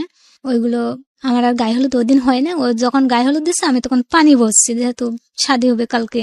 তো দেখা যাচ্ছে মানে করছি, কাজকাম করছি বাড়ি। ওই দিন ওর গায়ে হলুদ হয়েছে, সবাই খুব মজা করছে। তো দেখা যাচ্ছে ওই দিনে আর কি সমস্ত করা হয়। তো রাত্রে সমস্ত মেহমান টুকটাক রাত্রেই চলে আসে, সবাই প্রায় চলে আসে রাত্রে। তো ওই দিন বিয়ে হবে, তার কদিন আগে এরকম দিনমোহরটা নিয়ে খুবই ঝামেলা হচ্ছিল, যেহেতু ও তো এরকমই বারবারই তো রাগযোগ করে। তো দেখা আমার বাসা থেকে 5 লক্ষ টাকার দিনমোহর বান্ডারি করছিল। তো ওরা অতটা মানতে চাচ্ছিল না। ভাইয়া এই কারণে মানছে যে ও তো ওরা উচ্ছৃঙ্খল, পরবর্তীতে যদি আমার বোনের কোনো সমস্যা হয় তো একটা চাপের ভিতর রাখলে দেখা যাচ্ছে কিছু হবে না। আচ্ছা, এজন্য তো এটা নিয়ে তো ওরা তো বলছে এটা সম্ভবই না, আর আমরা বলছি এটাই ছাড়া হবে না, এরকম একটা। কিন্তু ও দিনে যেদিন বিয়ে হবে সেদিনও এখনো ঠিক হয়নি যে দিনমোহরটা আসলে কত। তো যখন হুজুরের কাছে যায় তখন হুজুর বলে এটা নিয়ে এখনো তোমরা ঠিক করে নি, তো সমস্যা হতে পারে। আর আমিও দেখছি এটা নিয়ে সমস্যা হবে, আর পরিবারের তো এবার না যায় মানে হয় বিচ্ছেদ না হয়, এবার এটা 2 পরিবার, এরকম একটা টেনশনের ভিতরে আমি তখন বললাম যে আসলে দিনমোহরটা তো দেখছে দেয়া নেয়ার বিষয়, আমি যদি মাফ করে দিই তো সমস্যা না, পরিবার যদি চাচ্ছে যেহেতু সমস্যা যাতে না হয় তো কর না। ওই দিনে ওরা খুব হাসাহাসি করে এটা নিয়ে, ওর মা ওরা নিয়ে। আর আমি তখন তো কাঁদছি, এমনি তো ওর মানে আমার সাথে রিলেশন হওয়ার পরে তো টেনশনে ছিলাম যে পরিবারগুলো কোথায় যাবে, কি হবে এটা যদি না মেনে নেই। তো ওই দিনে ওদের ওই হাসাহাসি শুনছে আর আমি এদিক কান্না করছি যে এইটা নিয়ে শেষ পর্যন্ত কি হবে। তো দেখা যাচ্ছে বিয়ে রাত্রের দিনে সমস্ত মেহমান তো আসছে, তো সবার খাওয়ার দাওয়ার ব্যবস্থা, শোয়ার ব্যবস্থা করছি। তো আমি একবার এর ফাঁকে শুনছিলাম যে ভাইয়া যেন কথা বলছে। তো আমি এর মধ্যে বাইকের কথাটা শুনছি, বাইক। তো সে কি ব্যাপার, বাইক দাবি করছে নাকি, এরকম একটা ভাবলাম। তো আনছি কি জানি কি হবে। তো এরপর দেখা যাচ্ছে সবার খাওয়া দাওয়া করে ঘুমাইছে অনেকেই, আর আমার আপা আর আমি সজাগ ছিলাম সবার করে, যেহেতু কুটুম আছে বাসায় মেহমানদারি। ওই দিনে দেখা যাচ্ছে আমি ঘুমাতেও পারিনি, আমি সারা রাত কাঁদছি, কখন ঘুমাই পড়ছে জানি না। ফোনে অ্যালার্ম দিয়ে রাখছিলাম আর আমি তাজ্জুদের নামাজ পড়তাম। আর সবসময় এরকম করতাম যে মানে আমার কিছু চাওয়া ছিল না, আমি সবসময় আল্লাহর কাছে ভাবতাম যে আসলে কোথায় যাবে আমি নিশ্চিত না এটাও, যে ফ্যামিলিতে আসলে কোথায় যাবে। তো বারবারই চাইতাম যে ওর সমস্ত সৎ আশাগুলোই যেন পূর্ণ করে আল্লাহ। আর যাই হোক ওর জন্য দোয়া করতাম যে ওর সমস্ত সৎ আশাগুলোই যেন পূর্ণ করে। ওই দিনে আমি আর কি মারে ডেকে দিছি, মা খাইছে, চেয়ারে রেখে রয়েছে, আর আমি তাজ্জুদের নামাজ পড়ছি। মা শেয়ারি করে যেহেতু সবজি রান্না বাড়া হবে তো হুম। ওইগুলোর জন্য ছোলা ভিজানোর জন্যই যাচ্ছিল। আর আমি তখনও তাজুদের নামাজ পড়ে কি বল শুইছি, ঘুমাইনি, এমনি শুয়ে আছি। তো তখন আমার ভাইয়া আস্তে আস্তে উঠে যায় মার ওখানে, যে ভাইয়া উঠে গেছে। তো আমি দেখছি যে কি যেন বলছে। মা দেখলাম খুব উঠানে বসে ওরা এই বিষয়টা করছে, খুব আপসেট হয়ে পড়ছে। মা বারবার দীর্ঘশ্বাস ফেলছে, বারবার দীর্ঘশ্বাস মানে এমন করছে যে কষ্ট থাকলে মানুষ যেরকমটা করে, তখন তো এরকম করছে কেন? আমি তো সজাগ। তখন আমি আস্তে আস্তে উঠে গেছি, যে বলছে কি হয়েছে, তোমরা কি নিয়ে আলোচনা করছো, তুমি এরকম করছো কেন? কেউ কোনো কথা বলে না, মাও বলে না, ভাইয়াও বলে না। মার কাছে কয়েকবার জিজ্ঞাসা করছে, কিছু বলে না। ভাইয়ের কাছে শুনছি, কেউ কিছু বলে না, চুপচাপ। তো ভাইয়া তখন বলে যে ও অ্যাক্সিডেন্ট করছে। তখন আসলে আমি ওটা নিতে পারি। আর ও বারবারই আমার এটাই করতো যে যদি তোর মানে বিয়ে দিয়ে যায় আমি অ্যাক্সিডেন্ট করব। আর আমি এখানে ওখানে গেলে বারবার বলতো ফিরে আয়, নাহলে কিন্তু আমি অ্যাক্সিডেন্ট করবো, এরকম সুইসাইড করবো, বারবার এই ইয়েটা করতো। আর তোর ফ্যামিলিতে ভাই আর মামা যদি না মেনে নেয় ওদের ব্যবস্থাও আমি করতে পারি, মানে সবসময় আমার একটা ভয়ের ভিতরে রাখতো। মানে সব দিক থেকে আমি টোটালি ওই কয়টা বছর আমি কোনোদিনই ভালো থাকতে পারিনি। মানে ওইখানে আমি আসলে সেন্সলেস হয়ে যাই, ওইটা নিতে পারিনি অ্যাক্সিডেন্টের কথাটা শুনে। যখন আমার হুঁশ পড়ে তখন দেখি ফজর আজান দিচ্ছে। তখন আমি বললাম যে উজুর পানিটা আমার এরকম ক্ষমতা নেই যে আমি উঠে যেয়ে উজু করে আসি পুকুর থেকে, তোমার উজুর পানি এনে দেয়। আমি উজু করে ওই দিনে নামাজের পাটিতে প্রচুর কান্নাকাটি করছিলাম। আমার বারবার বলছে ওর যেন তাড়াতাড়ি সুস্থ হয়ে যায়। এটা ওরে যত আমি সুস্থ থাকছি আমি ততই অসুস্থ হয়ে যাচ্ছে, এরকম অবস্থা। আর আমি ভাবছি যে সকালটা বেশি বেলা হলে আমি ওরে দেখতে যাব। তো দেখা যাচ্ছে আমি কান্নাকাটি করছি, আমার মাও কাঁদছে, আমিও কাঁদছি, কিন্তু আমার ভাইয়ার এরকম কোনো নেই। ভাইয়া দেখে ভাইয়ার মতো ঘুরছে। তো ব্যাপার কি, ভাইয়া কেন দেখতে যাচ্ছে না? ওর তো অ্যাক্সিডেন্ট করছে, ওর তো পাশে যাওয়া উচিত। তো আমি মার বলছি ও মায়া যাই হোক না কেন, বিয়ে করতে তো এখন বাদই দিলাম, ওদের সাথে তো আমাদের একটা রক্তের সম্পর্ক আছে, সেখান থেকে তো ওর দেখতে যাওয়া উচিত। তো আমি হলে তোমরা যাও তো ভালো, নাহলে কিন্তু আমি একা একা উঠে চলে যাব। তো ভাইয়া যাচ্ছে না। এই নিয়ে তো সারা গ্রাম হয়ে গেছে, মেহমানরা তো সবাই ছিল যে বিয়েটা হচ্ছে না, মানে সমস্ত এলাকা ছড়াই গেছে, সবাই লোক আসছে। যেরকম একটা মৃত্যুবরণ করলে যেমন মানুষ চলে আসে, ওরকম সবাই চলে আসছে আমাদের বাসাতে। তো কি হয়েছে না হয়েছে সবাই জিজ্ঞাসা করছে। তো আমি তো কান্না ছোটে কিছু বলতে পারছি না, আশপাশে সবাই বলছে এরকম নাকি অ্যাক্সিডেন্ট করছে। তো আমার খালু ফোন দিছে, দিয়ে বলছে যে কি অবস্থা। মামারে ফোন দিয়ে বলছে যে এরকম তো হয়েছে, বিয়ে তো আপাতত হয়তো ভিজে যাবে, তো যেটা করলে ভালো হয় দ্রুত করো, কারণ ও তো প্রচুর কান্নাকাটি করছে। মানে বেলা যায়, আমার ভাইয়ার কোনো নেই, ভাইয়া চুপচাপ একদম গম্ভীর, কিচ্ছু না। তো আমি বারবারই বলছি যে কেন দেখতে যাচ্ছে না ওরে।